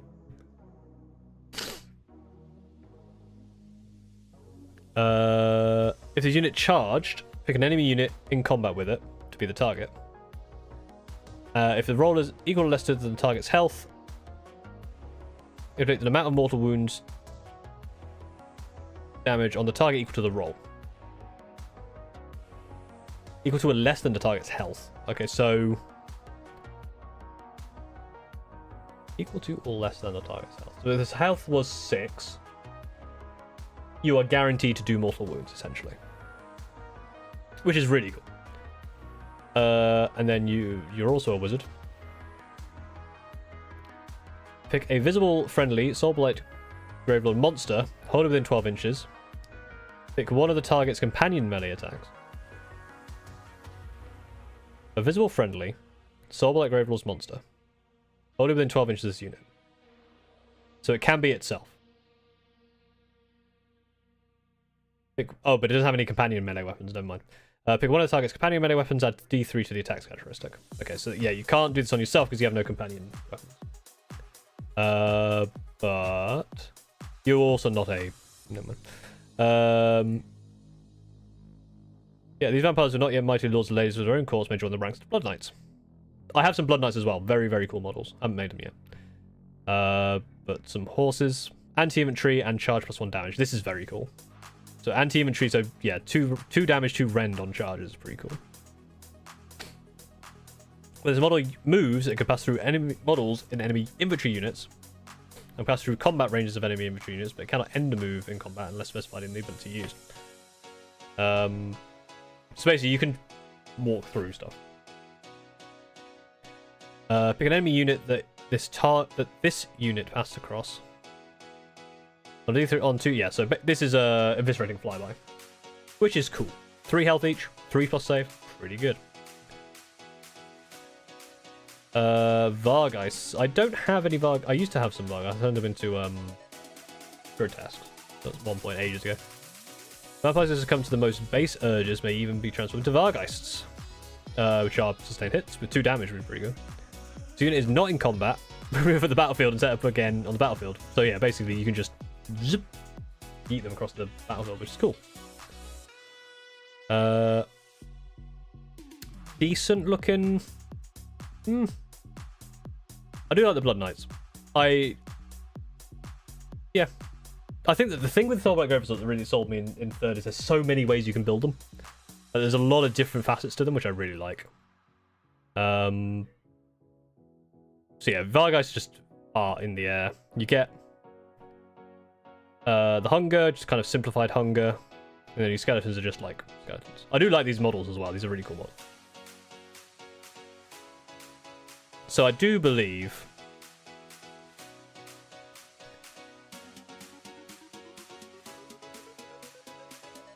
they go there. I think eventually S Plus is probably going to have one, like a chaos, a destruction, a death. It just needs an order, and there aren't many order ones left to choose from. So we'll have to think about it. But I really like them. They have a lot of cool models. I like vampires in general. I think vampires are cool because I'm that kind of guy. Lorca Vi is an amazing centerpiece model that I actually want to paint at some point. And I think out of all the death, like Flesh Eater cause is pretty close in terms of like the death. In fact, if I look at where are they? If I look at the yeah, I think this model's cool.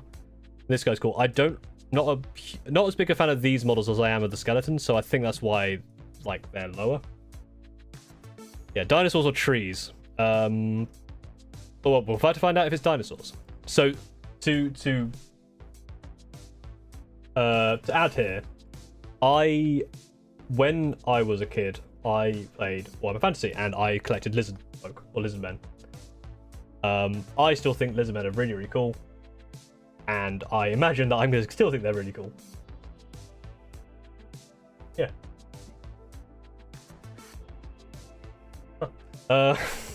So, like, just looking at this picture, I like everything I'm seeing here.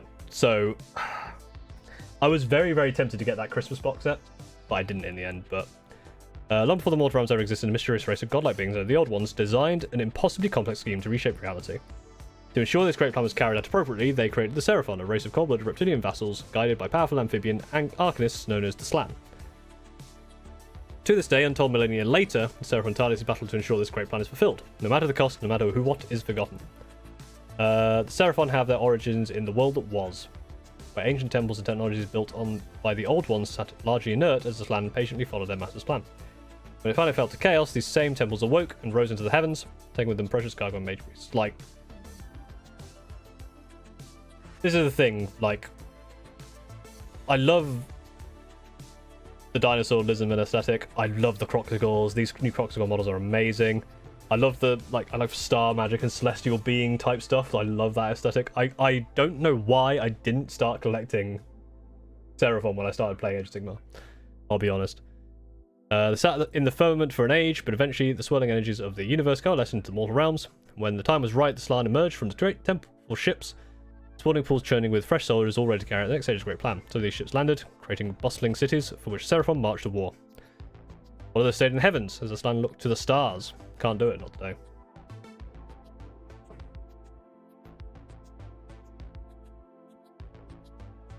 Local team doesn't really play it. Yeah, that's the thing. Is like I don't think I'm gonna get many people into AOS around me. I think it would basically just be Steve, but I think the Spearhead is a good opportunity to get people involved because it's such a small amount of stuff, and I do feel like you'd have a fun thing, like just make and paint a Spearhead pretty quick. Several not a single species, instead a collection of who form society governed by a rigid caste structure. At the top sit the Slann. These large toad-like creatures were birthed long ago during 5 spawnings, and they are uniquely privy to the machinations of the Old Ones, building out obscure prophecy and divination to their skink attendants. They inspire great reverence in the rest of their kind and are peerless spellcasters, wielding eldritch might in order to scour the foes and summon the warhorse. The war hosts from the Aether. Almost among the number is Lord Croak, the last of the first spawning. He is an ancient being who has forgone his physical form, surpassed death itself, to defend reality against ever-growing pool of chaos. His power is such that even the spirit clinging to his mummified form can split the heaven and earth alike. Wow. It is the skinks who are tasked with running Seraphon society, ensuring the great temple ships and the sprawling temple cities can function without pause. Skink attendants are devoted to serving the needs of the Slann, while others are tasked with tending to the mighty Croxigar labourers. Skink cohorts go to war as skirmishers or scouts, while bold skinks ride atop soaring pterodons and ripidactyls, what a name, or master more imposing beasts of war, such as Bastilians, Stegodons, and spawns of Chotek. The fiery salamanders used to living artillery. Like, that is such a cool... I love the glowing inside the mouth aesthetic. Like, I like everything about it. I love the colours, because like these are like my favourite colours. I just really like this picture. This is a great picture. Saurus Russels are the muscle. But for one singular purpose, to dominate the battlefield, they pursue this task with a ferocity that masks their calculating cohesion. Sauruses are not mindless machines, but possess a battle-focused intellect that is so dedicated to the completion of the great plan they will sacrifice themselves to destroy anyone who threatens it. Sauruses are commanded by Old Bloods and Scar veterans, grizzled beasts who tame apex predators such as Agridons and Carnosaurs. I used to have an Old Blood on Carnosaur, the old metal one. I never got it together as a kid because it just never glued together properly. When the Seraphon engage, it is an expression of that ineffable yet axiomatic I think I know what that word means, so we should double check. Self-evident. Plan that the old ones rendered into being. A carefully considered balance of brute strength that thaumaturgical might that is wielded with cosmic precision to face the host star scale to face the will of intellect beyond reckoning. Seraphon act according to the Great Plan. What's laid out for them by their inscrutable ancient masters. They look to the stars to divine a single asterism, which will guide their approach in the battle ahead. Itzel the Tamer blesses the savage rounds with 2 hits. For example, while Teapot the Seer. Right. What's for battle? Pick an asterism. That asterism ability can be used for the rest of battle. But the others cannot, unless allowed by the Further the Great Plan. Okay, Further the Great Plan. You can use this ability if you meet the condition that corresponds to the asterism you picked in your deployment phase. So if you pick Itzel, you have to destroy 3 more enemy units. Quetzal, there are no enemy units wholly within friendly territory. Just ever. The enemy general is in combat or has been destroyed. There are any friendly Slann units on the battlefield and no friendly Slann units are in combat have been destroyed. And you can pick a different asterism. It can be used in addition to the one you picked. Okay. So they are companion weapons have crit 2 hits. Subtract 1 from rend characteristics and melee weapons that target Seraphon units. Add 2 to the move characteristic of friendly Seraphon. Or add 1 to the casting rolls. So you start the battle. Oh, start the third battle. Okay. So there's only once a battle at the start of the third. Gotcha. So I was going to say, surely you just, because I thought it's like each battle round. No, it's once per battle at the start of the third battle round. So halfway through the game. Okay. I like that. That's kind of cool. So you're kind of trying to fulfill a... So, yeah, this one... You're trying to just get them into combat in third round, and then you can do another one. Only within friendly territory for the second one, yeah. I think this is a thing, like, because it is the third battle round. Because I was thinking, like, if it's just when you complete this thing, like, surely this is the start of the game. But no, it's got to be by the third battle round.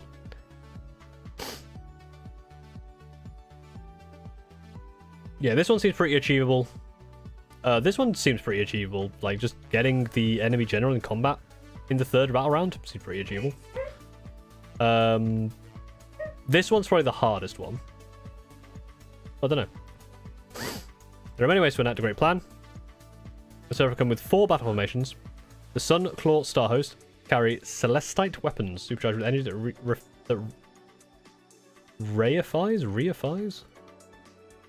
reify. Makes something abstract more concrete and real. Look. Yeah, the Avengers of Azir.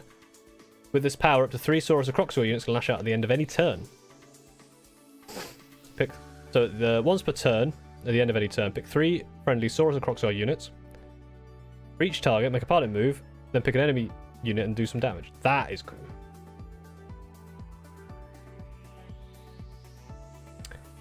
Other formations capitalize on stuff. Okay. Mystical and Forging. Pick a friendly Seraphon wizard to cast a spell. Pick a visible enemy unit within 12. Subtract 1 from rend characters to target weapons. Yeah. Okay, so a Slann Star Master. Has some zappy lightning. Very cool.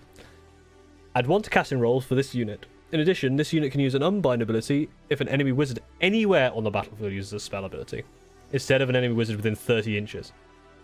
And we're using the Banished Manifestation ability, you can pick a nice... That's mad, right? You can just infinite range on Unbinds. Sure.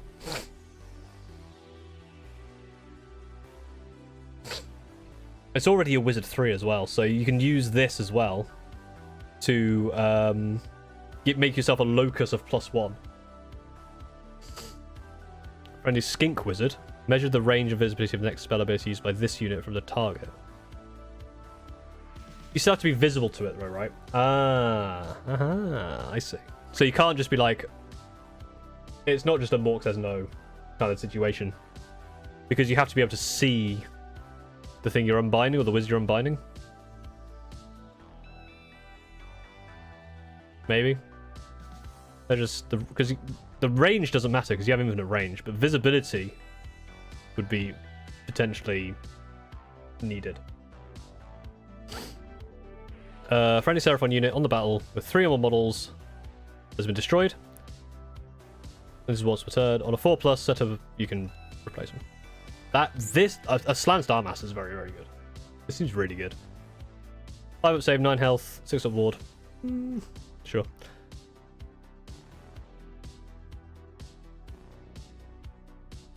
Yeah, that's the thing. Caster into position to skink. But it's saying like measure the range and visibility, but obviously the range doesn't matter because... Oh wait, unless... Oh, the range of the spell matters, of course. Sorry, I'm being stupid. Yeah, because only the unbind and the banish are infinite range, not spell casting. Sorry, I'm being stupid. Saurus Old Blood on Carnosaur.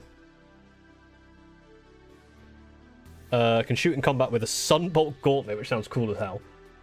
+1 damage on the charge for 3 damage, and then the 2 companions here, which you could give. Companion weapons have crit 2 hits. Feels a bit crazy giving stuff like that crit 2 hits as well. That seems mad. I mean, I'm not gonna say no. If this unit charged, I'd want to charge rolls for friendly Saurus units holding within 18. That's very good.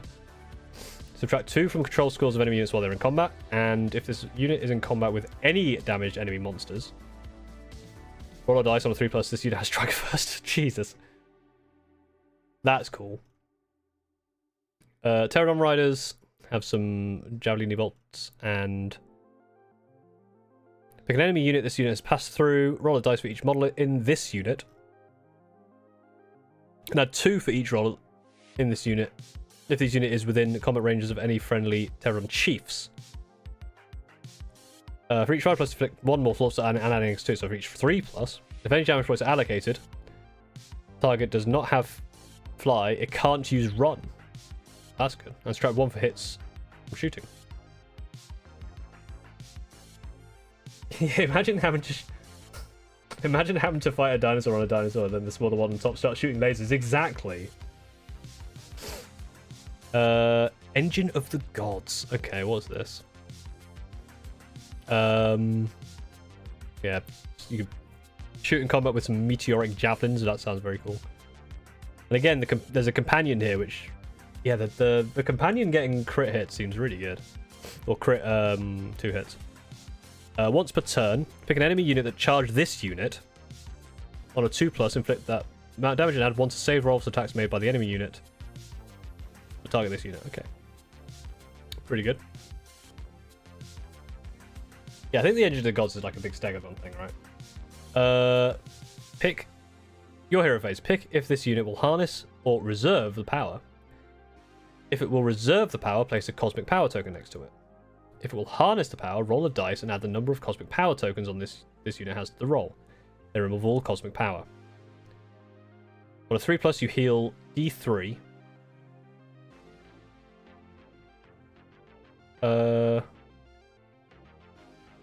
Okay, so if you have essentially 2 cosmic power tokens, this becomes a 1+. You can heal D3 to all friendly Seraphon units holding within 12. On a 5+, or obviously power this up more, you pick up 3 friendly Seraphon units within 12 inches of return of slain model. Or on a 6+, you pick up to 3 friendly Seraphon units and give them strike first. This is a very cool model. Oh no. Okay, so here's the problem with this spearhead. This is every single model that I really, really like. I'm a huge fan of the Croxicores. I'm much more of a fan of the Saurus models than like skink models and stuff, and I love that model. So I feel like this is a spearhead that I might want.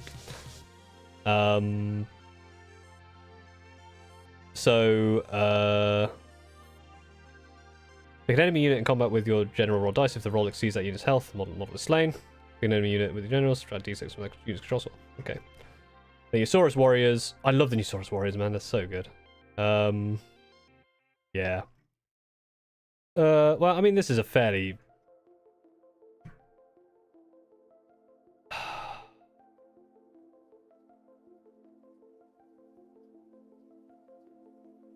Oh...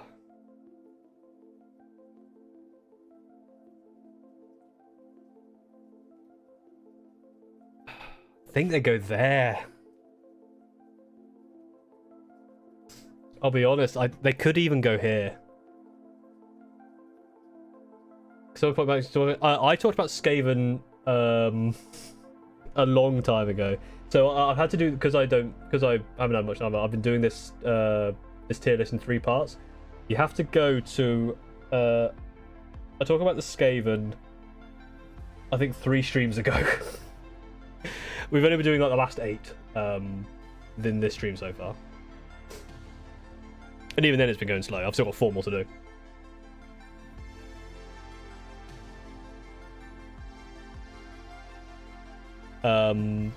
Slaves to Darkness is next.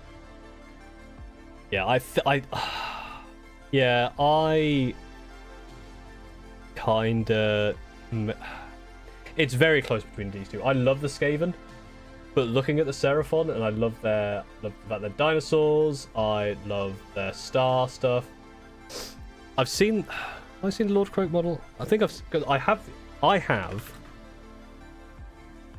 And I'm gonna have to double check what it is. Yeah, that Lord Croak model is also very cool. I love the thing going around it. Oh, I should actually show you what I'm looking at. This is very, very cool model. But I have Virback.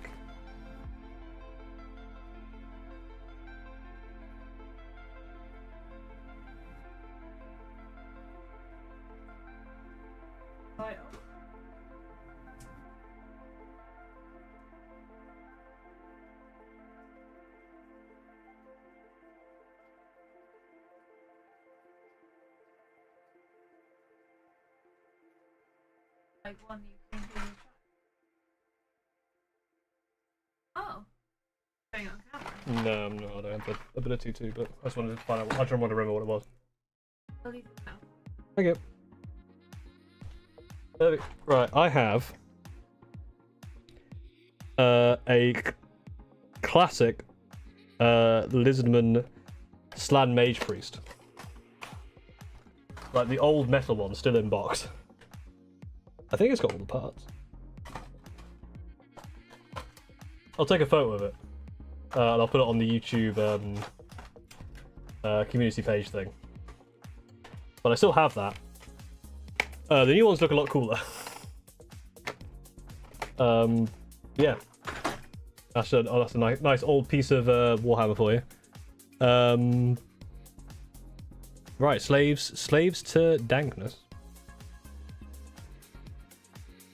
I'll speed up a little bit because I've still got 4 more to do. Wonderful return into ruinous powers. It's Paul. Hello, Walsmith. It is indeed a Paul. How's it going? Tribes of Dark Oath, led by grim-faced chieftains, to armored hosts commanded by tyrannical warriors, slaves of darkness, reeve realms of pursuit. Chaos control, like Shadow the Hedgehog. Control much more realms through the failure of God King Sigmar, who retreated to Azir following defeat at the hands of Archaon. Absolute state. Those who left to fend for themselves were forced to throw in their lot with the ruinous powers and become obliged to a harder life of violence and survival. Resistance hard won, paid for each day in blood. In the age of Sigmar, they watch the Heldenhammer's upstarts followers flood back across the realms to claim land lost for centuries, but the water realms are not theirs to take. These settlers are weaklings, curs who worship false gods. The slaves of darkness muster in vast hosts to protect their domain. An unstoppable force will not rest until they have driven all other gods and their worships to the ruin. To the ruin? To ruin. From Lodo's Dark Oath, tribes versus the most powerful Chaos Lord, everyone is on a journey known as the Path to Glory. It's a metaphysical ladder to greatness. I mean, that I saw this model in Warhammer World. This is an insane model. I don't know where you even start with it. Select few who truly persevere, however, might become towering demon princes. Very pinnacle of the Path to Glory stands one figure, Archaon the Ever-Chosen, Grand Marshal of the Apocalypse. He brought about the end of the world that was, and has retained his vast powers in the mortal realms, wielding relics of apocalyptic power, running a demon steed, Gorgar. He loathes the Khorne, Tzeentch, Nurgle, and Slaanesh, almost as much as he hates Sigmar, and rules vast, uncountable armies from his throne in a towering fortress known as the Varanspire, an unholy fastness situated in the All Point, the sub-realm that exists as a nexus between the eight realms. His legions march in Hellforged steel, led by mighty champions such as Abraxia, or infamous Chaos Lords who have piqued his interest. Some, like Archaon himself, bear the mark of Chaos Undivided, swearing fealty to no single god. Others pledge themselves to one of the four, flying tattered banners that bear their unspoken sigils, sacrificing their souls to earn powerful marks from their patron. Archaon does not stand unopposed. Be'lakor, the Dark Master, was the first demon prince, elevated eons ago. Through his arrogance, he was denied the mantle of Everchosen, waited only to crown his successors. This has fueled his hatred for Archaon, and has now spread sedition, recruiting Chaos Legionaries to his clandestine cause, each turning one of the 8 circles of Varangard, Archaon's elite bodyguards, against their own master. Be'lakor, however, has his own champion, Eternus, Blade of the First Prince. In charge of his armies, he prefers to rule from the shadows, weaving countless plots and schemes to spread his influence far and wide, and then he just kind of appears in 40k. The final piece of the puzzle are the Dark Oath tribes. Originally inhabitants of the mortal realms, they do not directly worship the Chaos Gods, instead pledging oaths to spirits who guard their territory. In fact, minor aspects of the ruinous powers. Their need for self-reliance in a brutal world has turned them into hostile people, but also a proud one with unbreakable bonds to their kith and kin. They will not see the land so easily to the whelps who still venerate the coward Sigmar. Be'lakor or Archaon? Archaon's model is a lot cooler. It's just a very cool model. Like, not saying Be'lakor's model isn't cool, but this is silly. I don't know story-wise. Maybe Archaon's a big bitch. I don't know. Save the darkest path to sea beneath the eye of the gods. Path to glory littered with bodies of vanquished. Okay. Once per turn, at the end of any turn, each friendly Slaves to Darkness unit that destroyed an enemy unit this turn is a target.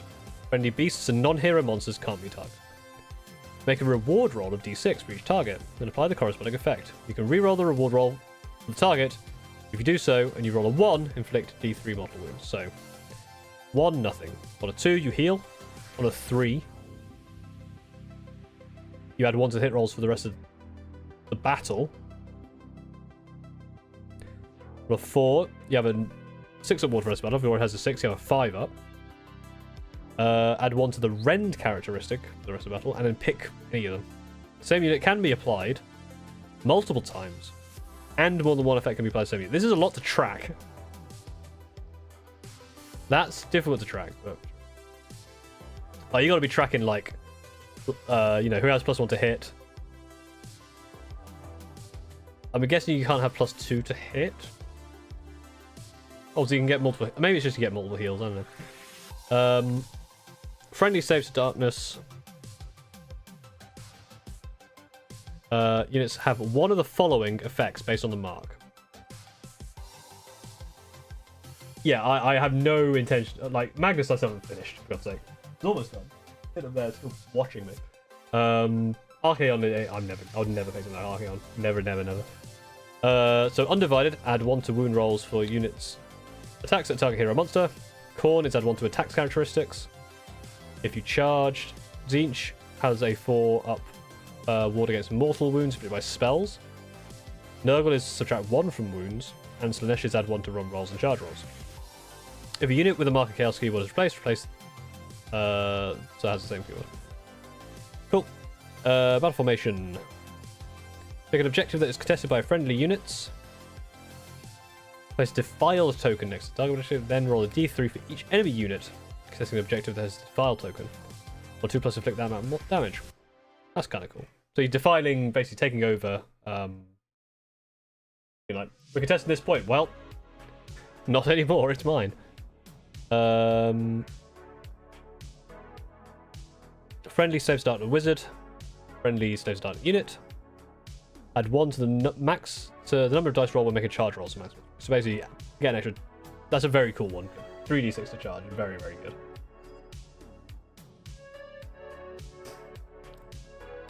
The Everchosen may be the well-known champion of chaos, but it's Be'lakor who holds the title of first.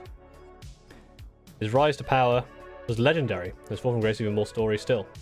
Now aims to ascend to godhood. Darkmaster entraps his puppets within these threads of treachery and can tug them at will. I mean, yeah. It's critical, charge +1 damage for some decent attacks. Ignore modifiers to save rolls for this unit. Positive or negative. Pick this unit up to 2 friendly, so this is once per turn, in the enemy combat phase. Pick this unit and up to 2 friendly units. Roll dice for each target. On 4+, that target has strike first. So basically, you get 3 chances at strike first. We're starting Gloomspite Gits for this edition. Good choice. I think they're very cool. And they're very fun to paint, actually. I've enjoyed painting them so far. Pick a visible enemy unit once per battle.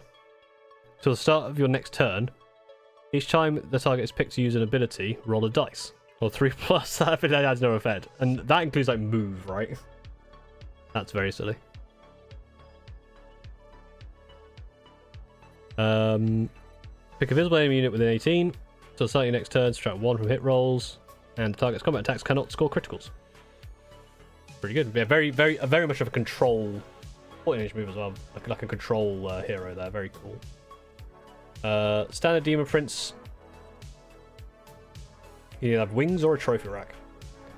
If it has wings, it's movement 10 and flies. As a trophy rack, its Hellforged weapons also have anti-hero +1, the +1 rend. Pick a friendly non-unique unit, wholly within 12 inches of the unit that shares a mark of Chaos Beetle with this unit. For a 3+, that target can immediately use the Eye of the Gods abilities if it were at the end of a turn. They're just alright, so that's just like free rewards. Yeah, the Spearhead for Seraphon looks very, very tempting. Your Chaos Knights, cool model. Unit is charged. For the rest of the turn, I'd want to rend characteristics of Curse Lance. Why is this not here? Like, charge, +1 damage, combo, +1 rend. Isn't that what this is?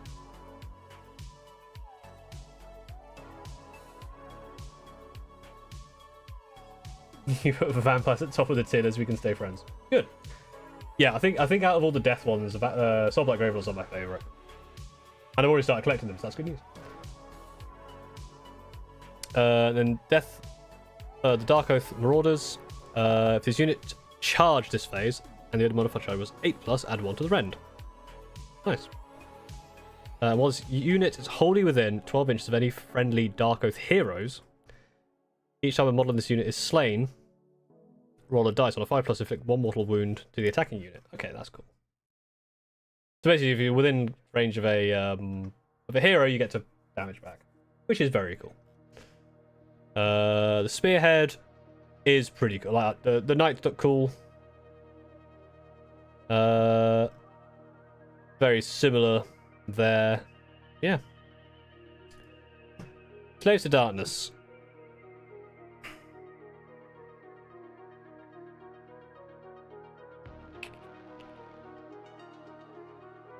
I think they go there. They're very cool. I do like them. I think they're really cool. Just like, they don't stand out super much to me, I don't think. And yeah, like, not that they're generic. They're not generic. No, it's just they're chaos. They're Chaos Space Marine, right? They're cool. I do like them. But they're not like, again, the way I do tier lists is like I go, would I rather do X or Y? And that's why these get to here, because I'd rather play them more than Nighthorn to play them more than Nighthorn, but I think if I was going to do Chaos, I'd rather do a specific God of Chaos. But they are cool though. I mean, I wouldn't mind playing them, I'm not sure. So this is the other Aurochs. These are the Ironjaws. Belligerent beings in the mortal realms, conflict is central to their existence. They are the progeny of Gorka Morka, the great god of destruction, and they live only to fight, conquer, and dominate. We've already met the Kruleboyz, true adherents of Mork, with cunning but brutal aspect of the two-headed deity. Today we discuss the Ironjaws, the armored class who venerate the other god's aspect, Gork, brutal yet cunning. Divided into large units known as war clans, Aurochs operate on a hierarchy of strength. It follows then that the largest, most charismatic individual in each war clan becomes its megaboss. A Truclusant Aggressively hostile? Oh, we saw that one before, I think. Brute swollen in size. To casual observers, a war is nothing more than a destructive rampage, but it's actually a many-layered thing. At once a cry of war, a crusade of iron and muscle, and the spiritual energy that flows through all Aurochs, the raw power of the god manifesting, the greenish haze that stokes the fires of battle. Embodies the thuggishness of Gork. They beat iron into crude but effective armor, often with their own fists. That's cool. And swing ramshackle weapons at such force, even with their dull edges, they can hew enemies in two. Yeah, I mean, you swing a stick hard enough, you're gonna do some damage. Auroch physiology is based on the exposure to battle. The more they fight, the more they grow. That's just called going to the gym. That's just called strength training. They take pride in being bigger, stronger, faster, and stronger too. They're the first members of the DK crew. Fighting everyone else and roam the realms, beating everything smaller than them into submission, and often everything bigger than themselves too. This person is not having a good time. You're in the wrong place, love. The Ironjaws grow to tower over other Aurochs, their bodies rippling with thick muscle. Their only concern in life is where the next fight is and how long it will take them to get there. Nothing perturbs them, and they will throw themselves headlong at the strongest adversaries they can find, pausing only to lick their wounds and egos if defeated, will return to the fray with a new vigor. With the help of war chanters and weird knob shamans, you should see a doctor, mega bosses channel the power of the War to whip the boys into battle frenzy. Ard boys make up the core of the contingent, wielding angular shields like weapons and operating almost like a regimented unit, at least until battle lines meet. They're backed up by brutes, the biggest and the best of the war clans, and the ragers and wreckers, pariahs and war-infused zealots, who forgo armor in order to swing larger weapons. Even the single-minded Ironjaws can appreciate the utility of certain fearsome beasts that roam mortal realms. They also love to ride these monstrous presence known as Maw Crushers, while more common are the Gore Grunters and Maw Grunters. Porcine terrors for effective if stinky shot cavalry. Yeah, I do like these. Remind me of, you know, in Twilight Princess, the moblins who ride these things that you get to take. They look like this. They're really cool. Typified more than any army in the Mortal Realms by the untempered aggression, these mighty destroyers are always on the look for the next scrap. Pick a friendly Ironjaws unit that was not set up at this turn to be the target. Target move 3 inches. You can move into combat. If it was in combat at the start of the move, it must go into combat. Okay. So basically, it's just once per turn in your hero phase, you can just move.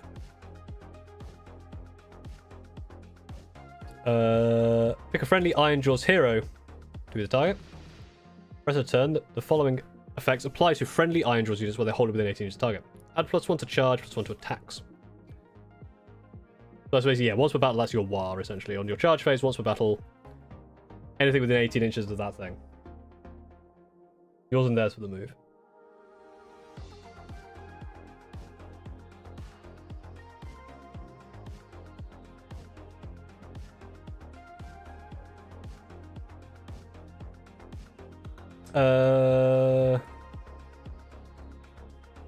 If you're going to find charge roll of 8+, add 1 to attacks characteristic. Does this stack with this? Interesting. It's unmodified anyway, but like +2 attacks, I don't know if that's any hero phase. Oh, I see.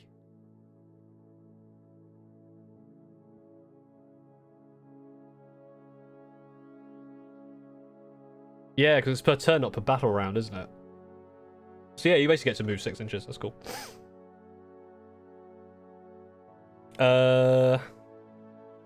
Most Ironjaws think solving problems with their heads means giving big enemy. Shamans and War Chants have enough sense to tap into the engine of the War.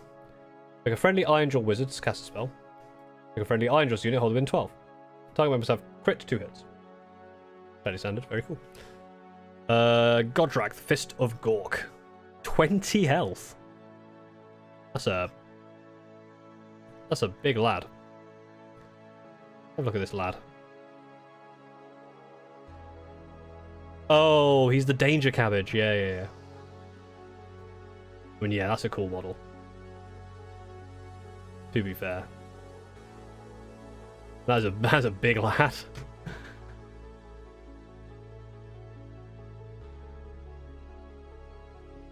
Read developer comment at the end to see how much to attack. Okay. Shooting combat with just a big shout. Smasher and Cunning, and anti-hero.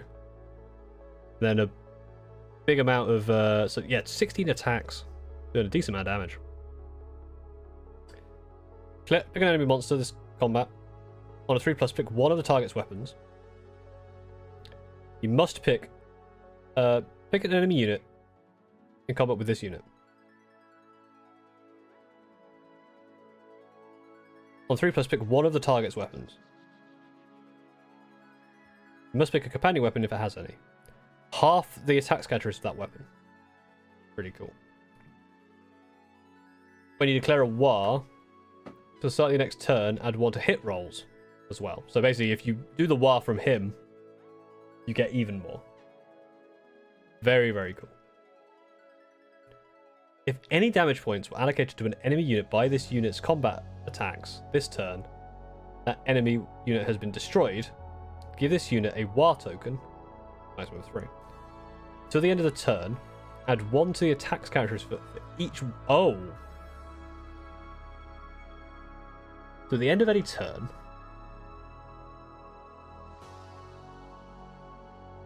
if any damage points were allocated to the enemy units by this model, and that enemy unit has been destroyed. So basically, if you take part in destroying an enemy unit, you get a war token. Until the end of the next turn, you get +1 attack character to every war token it has, but it doesn't remove the war token.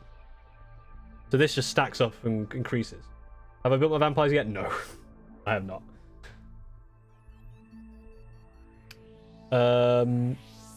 Very cool. War Chanter. If any enemy models were slain this turn by this unit's combat attacks, give this unit 3 ritual points. And it's a priest, yeah, it can do like rituals and stuff, and that's the way to give it more rituals. This is one of the rituals. Pick an out. Visible Iron Jaw. Add 1 to the damage characteristics of target's melee weapons for the rest of the turn. If the rolls 8, you can pick up to 2 units instead of 1. Very nice. Standard brutes, they're slow actually. 4-inch move is pretty slow. Enemy models with a health characteristic of 1 or 2 cannot contest objectives. Wow.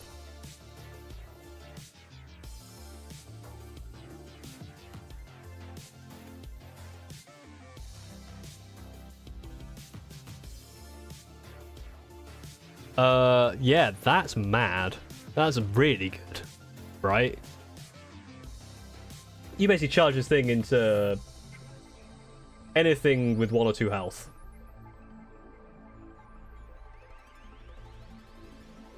Yeah, it's a 5-unit model, a 5-model unit with a 3-up save. Anti-infantry doing a lot of damage. This seems like a great unit. More grunter with hacking crew.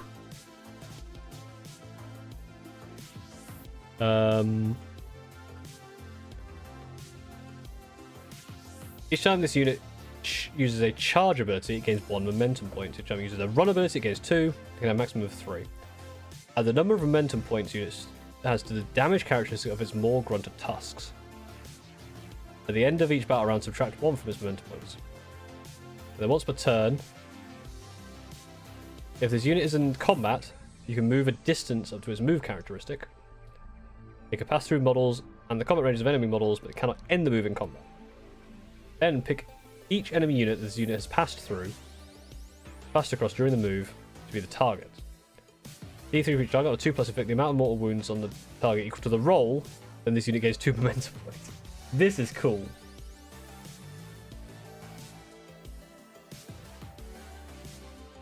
I love the momentum idea. That's a very cool thing. Okay.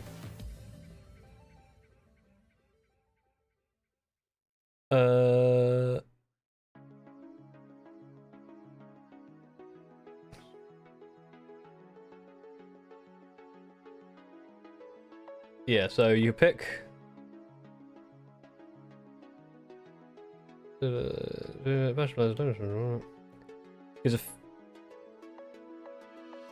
synergize and everything. Well, natural will be even more. Yeah, so it's basically attacks stack, which is very cool. All of the rules for the Ironjaws and Kruleboyz will come together in the Orruk Warclans faction pack. They are functionally two separate factions, but the pack contains a full set of battle traits, enhancements, battle flags, four swords for each. The current Orruk Warclan Spearhead provides miniatures for the furtive Kruleboyz, who have used their dirty tricks to get ahead of the competition. Whilst we've heard, oh right, so they haven't actually made a spearhead for these guys yet. Be interested to see what it is. I imagine it'll be some of these guys, and then like a bunch of hogs. Okay, two more. But let's go over here.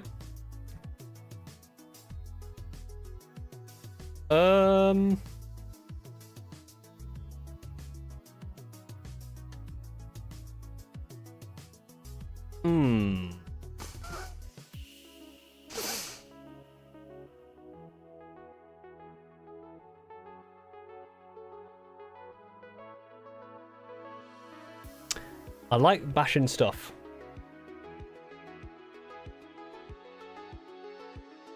Imagine you can do a reshuffle here.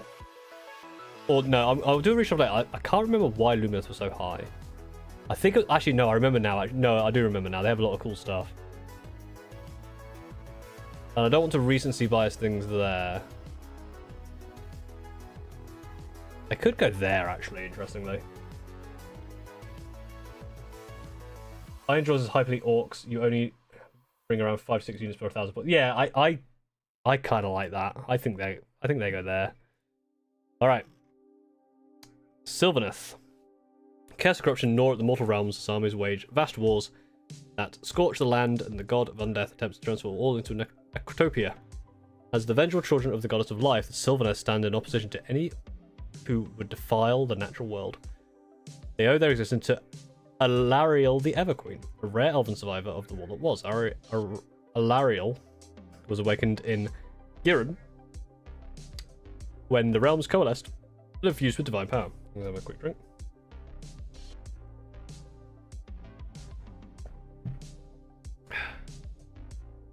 Finding sauropods, rescued elven soul stuff in fertile groves across land, she began to bring followers back to existence.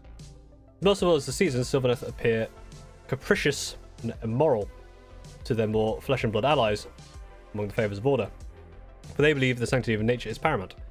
Alariel is happy to let mortal civilizations foster for its power within all life, but she allows for the construction of great smoke-belching cities of industry only if they do not impinge on the delicate balance of life in the mortal realms. Sylvaneth are locked in a constant battle for control of Khorne, or Gyron, I don't know, with the forces of Nurgle, for the grandfather wishes to turn them into a febrile quagmire. Very feeble. Having the showness and symptoms of fever, so a feverish quagmire. No less a foe is Nagash, and a theme to Alariel, whose necro quake tipped the scales of power in the mortal realms towards the quieting stillness of death. To defeat these foes, Alariel has assumed her aspect of war, a wrathful harbinger with a contempt for her foe, while the Sylvaneth with her Sylvaneth war groves, she protects her domains in all corners of the realms. It was her right to right that curtailed Nagash's ambition, and this has awakened a more warlike Sylvaneth. The balance once more tipped towards life, with memories of death and destruction in the world that was scored deeply in their hearts. Sylvaneth battled to purge the realms of those who would threaten them. Every Sylvaneth is bound together by the Spirit Song, its mellifluous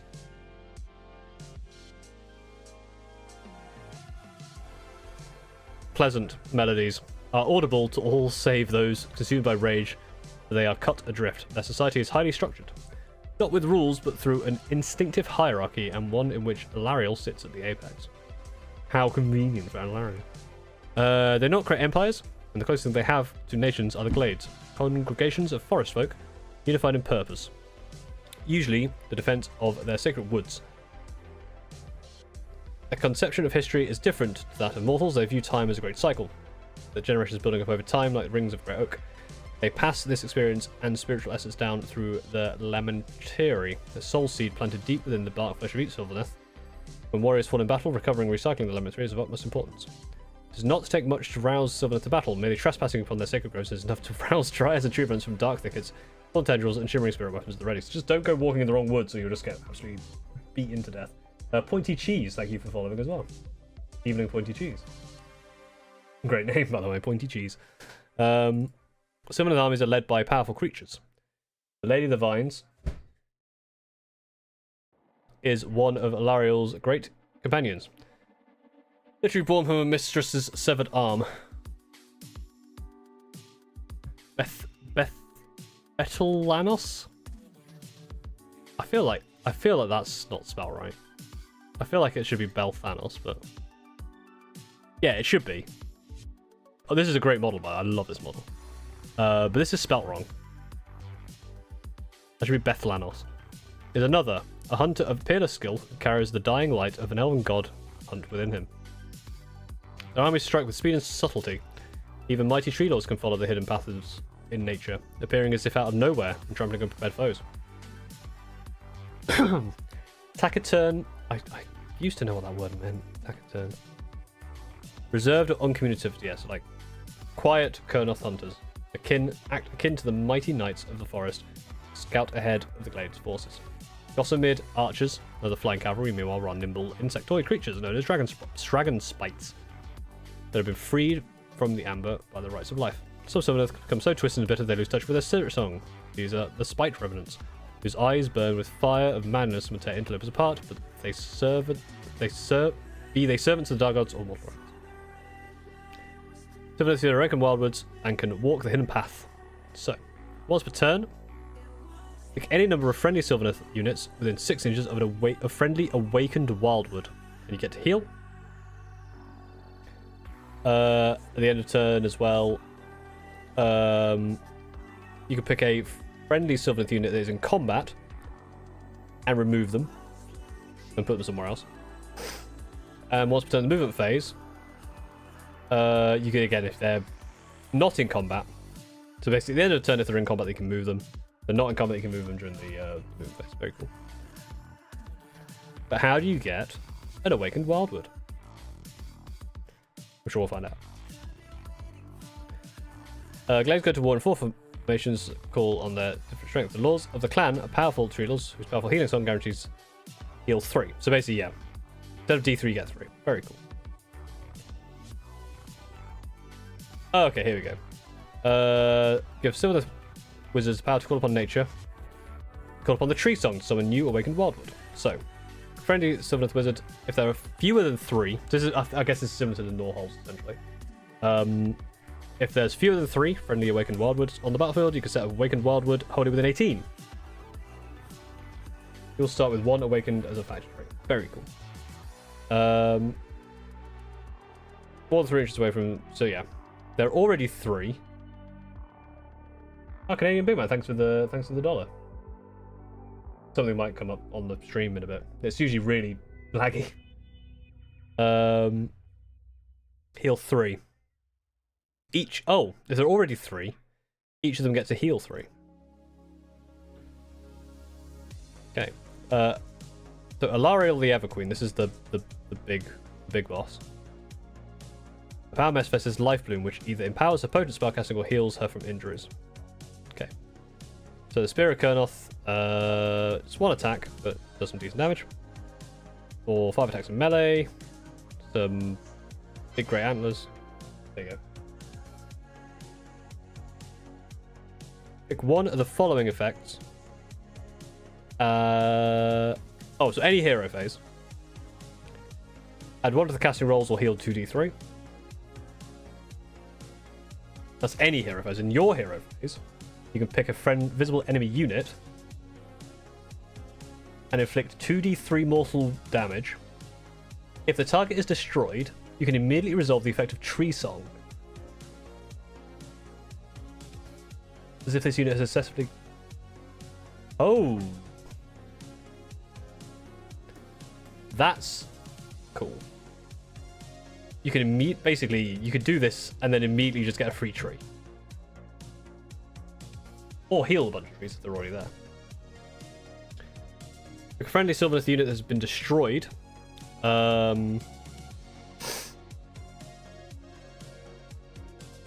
This unit can use this ability if it has been destroyed. If it does, this unit must be the target.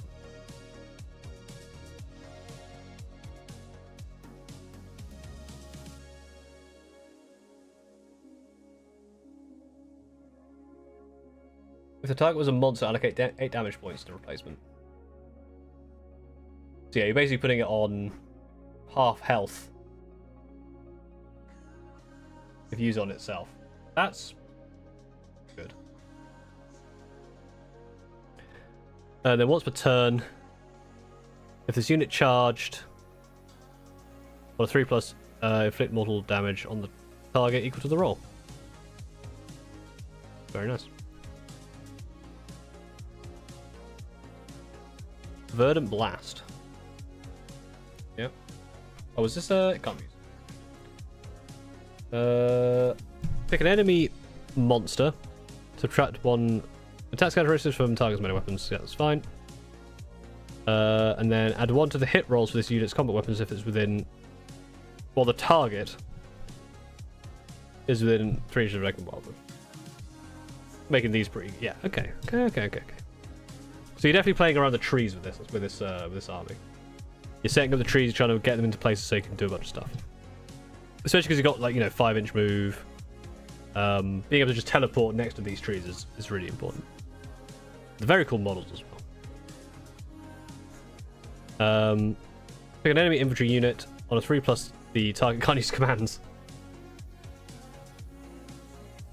These are cool as well, I like these.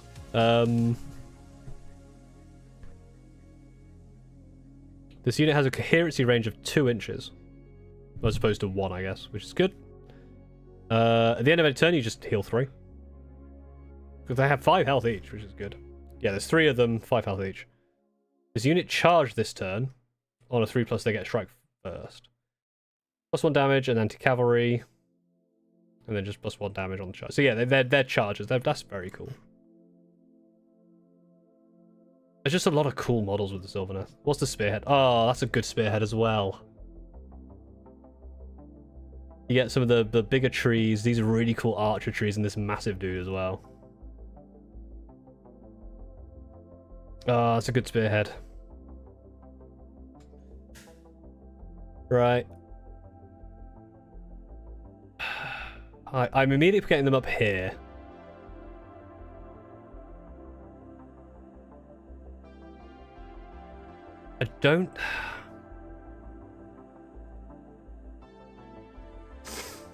I don't...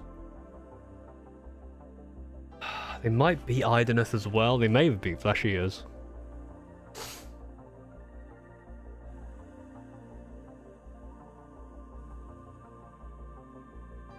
I think they go there. I like the playing around the trees idea. I think that's very cool. You have to move with them, heal around them. Very like druidic. Very cool. I like that there. And it kind of keeps this together. Yeah, for some reason, I guess because it was the last one that they released, there isn't a Khorne icon here. We'll go through it and then we'll put it somewhere.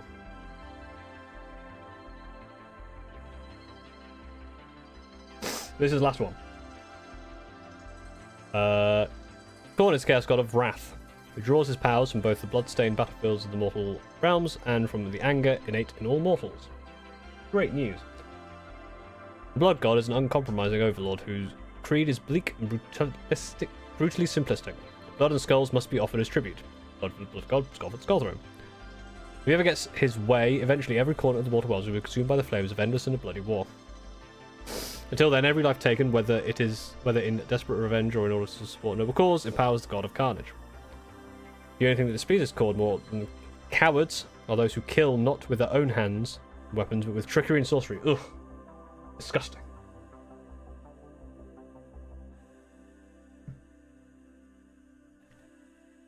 While he holds spellcasters beneath contempt, the indolent worshippers of Slaanesh also draw his ire. His ire, as his single-minded pursuit of violence above all else is incompatible with their desire for luxury and sensation. Those ritualists who act as a conduit for the blood god do so not through rousing oration, but by expressions of raw violence and rage. In turn, Khorne will bestow his blessings in the form of blood-tinged miracles that enable further massacres, acquire the powers of foolish sorcerers. Khorne's only demand from his followers is that they offer up an endless tithe of blood and skulls. This impossible toll inevitably ends in his disciples running out of foes and turning on each other in desperate fury. After all, Khorne cares not whence the blood flows. The murderous war hosts known as the Blade of Khorne comprise immortal legions of demons and savage mortal warriors. They are feared across the realms for the wanton destruction they bring. Khorne's faithful are not limited to mighty armies, however, and he courts the worship of barbarian hordes and murder cults alike. Anyone who is willing to claim skulls for Khorne is rewarded with strength beyond mortal ken, just so long as the killing continues. The Bloodbound are his most infamous mortal followers, a warhorde that exists only to serve the god of blood. Their existence is nasty, brutish, and short, and they raise no cities in their wake, as any settlements that they conquer are reduced to gore-splattered ruins or reworked into staging posts for their endless armies. They believe the battlefield is the only temple that needs to be raised to Khorne, and they practice their worship with frenzied vigor, even giving their own lives to guarantee their patron receives his blood offering.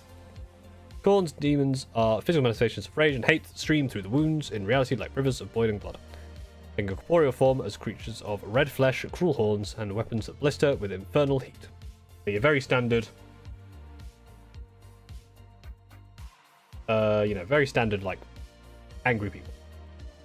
Chief amongst them are bloodthirsters, hostile abominations that descend into battle on vast leathery wings to challenge and humiliate the most powerful opponents they can find.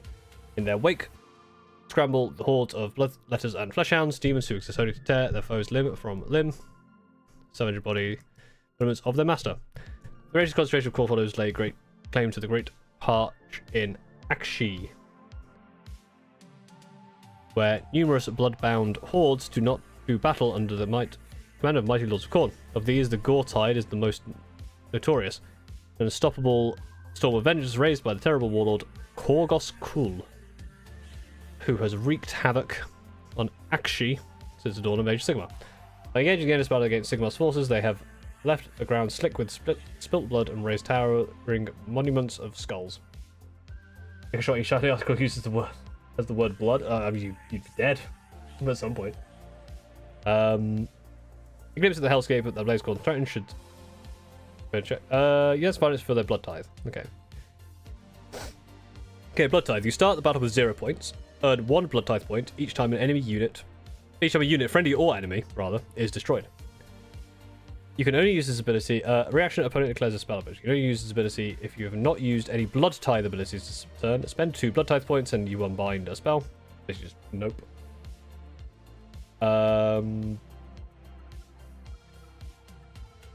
You can only use this ability if you have not spent blood tithe abilities. So yes, at 8 blood tithe points and pick one of the following. Add 1 to the attack characteristics of melee weapons used by Blaze of Khorne for the rest of the battle. Pick a friendly non-unique bloodthirster unit that has been destroyed instead of a dead replacement. Okay, so this is either give everything +1 attacks for the rest of the battle or bring back a non-unique bloodthirster. You can spend 1 point to move a target into combat. You can spend 4 blood tithe points. That is visible to a Blaze of Khorne hero, and do a bunch of mortal wounds to it. Brass Skull Meteor, that's just very cool. Or you can spend 6 to, for the rest of the turn, add 1 to the range characters of melee weapons used by friendly Blaze of Khorne. I feel like this one you wouldn't use, right? I'm Irish, I'll be fine. Fair.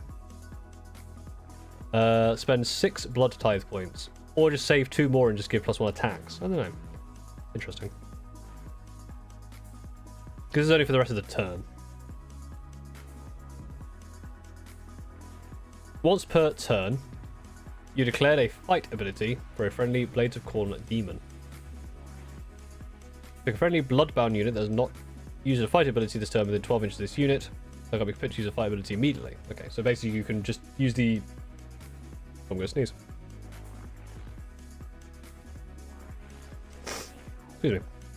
Yeah, you can basically use demons to, after they fought, to get your mortals to fight. Khorne hates sorcery. So yeah, they basically just have prayers, I guess. There's not a friendly Hex Gorgeous Skulls invocation. Hexer is something has 2 parts, must be set. Okay, well, that's basically a manifestation thing. Bloodthirster of Insensate Rage. A beast that wields a colossal great axe of Khorne, a pack weapon capable of splitting even a Mega Gargant in 2. Which he prefers to wield against vast hordes of infantry. Yeah, so 5 attacks. Anti-infantry, +1 rend. So it's 3's to hit, 2's to wound, 3 rend, 5 damage. And again, for 40k players, damage spills over. So 1 attack would kill 5 1-wound infantry. Each time an attack made by this unit scores a critical, inflict D3 mortal damage on each enemy unit within 8 inches of it. So basically each crit is that's pretty good. And unit is charged. If an enemy within 1 inch of it, roll D3 on 2 plus inflict the amount of mortal wounds. If target's infantry, you do just additional 3. So it's D3. It's D3 plus 3 essentially. That's good. That's strong. Bloodletters. They're real derpy looking. I think they might need an update. If the unit is in combat, you can return D3 slain unit models. Very cool. They have 2 health each as well, which is quite nice. 3-headed hound Karanak. Spends most of his days prowling across the skull throne of Khorne. It's only unleashed when the enemy champion has earned his master's potential displeasure. Again, that's an older model, isn't it? That's gotta be cooler. I feel like these guys need a bit of an update. The rules are cool though.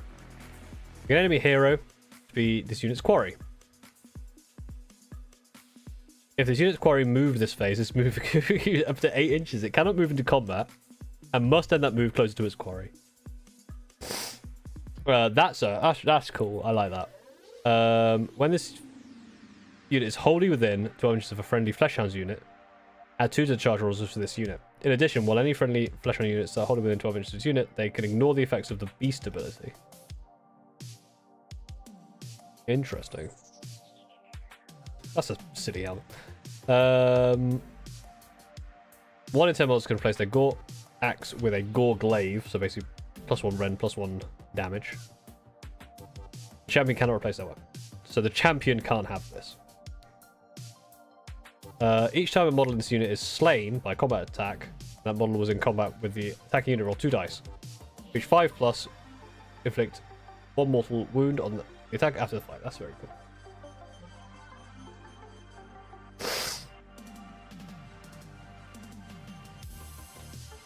Yeah, because these models are in need of an update.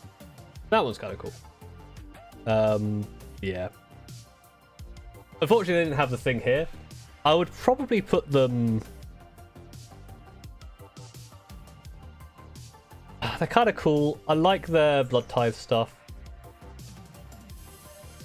I think the problem... At the moment, I think the problem is because they are... Because their models are so not great, they would probably go here-ish. So they'd go between... They go below Nighthaunt, I think. But that's it. This is the tier list. So yeah, I think the only one of these. So obviously, I'm getting Skaven as part of the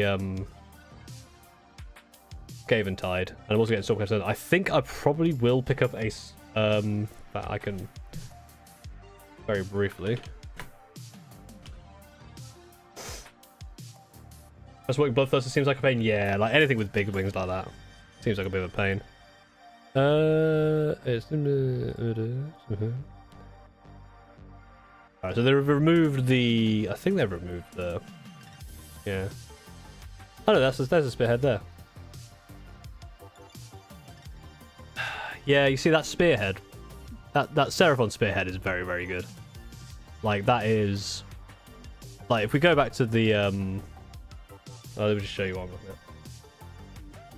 Obviously, pretty pricey, but these are all the models I like. Here's the thing.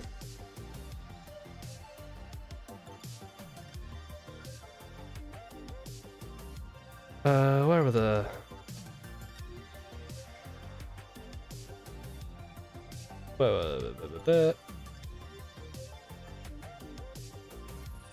Yeah, like the so I'm scrolling through here. Like looking at the way they painted these ones up, and then was it up here? I want this. Like the army looking like this. Man, I think that makes. I definitely put Seraphon there. Glues like Gits. I love Quigs. Soulblight Gravelords, I just think they're the most interesting of the death group, and they have a lot more width compared to others. Really, the only two I don't really like are these two. They look quite similar on the pictures as well. It's kind of just big, brutey dudes that aren't that interesting. Behead is also good for expanding options because the Crocs can be built as Warspawned Crocs, and the Carnosaur has about 4 variants. So that's cool. So yeah, so I guess with some magnetization and stuff, you can have quite a lot of different stuff. Yeah, essentially S plus is like, I will at least have a spearhead of all of these, probably. In fact, I probably already have. Well, that one I'll get as part of Skaven Tide. That one I have most of already anyway. Maybe that one as well. S is like, yeah, these are really cool. I really like these. A is... Yeah, S is kind of like, yeah, I wouldn't mind playing these and collecting these. Kradron, a high in S. They could go lower after some reshuffle, but I like the style of all of these. I like the story, I like the models, all that kind of stuff. A is like the same, like, yeah, I wouldn't mind collecting these. There's usually like 1 or 2 things that maybe I don't like that much, or maybe 1 or 2 downsides, but most of it is like, yes. Yeah, Skaven, Seraphon, Soulblight Gravelords, and Gits. What would the S be for destruction? Oh, for destruction. I guess there isn't one. There, and yeah, there aren't any S's, unfortunately. Guess you could do Stormcast. B is like, yeah, they're cool, but there's like either I don't really like the model range. I'm not that interested in them, or there's like something about them I'm not really into. And then C tier, I was like, eh. Nothing went into F tier. I put that there just in case, but nothing is in F. Yeah, that is the tier list. We are done. Now the question is, no one else is streaming at the moment. Paul hates fat people. Not true. I think I could do a thing. I think I could do like a make you go watch something. It's in here. I need to remember how to do this. Oh yeah, the redirect. Add a live stream or premiere. People to watch after yours ends. Can I just add a video?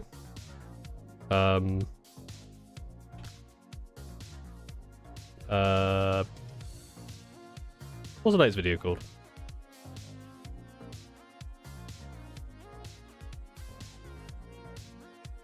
I can't remember what my latest video was about. Hang on. There wasn't even that one. Oh yeah.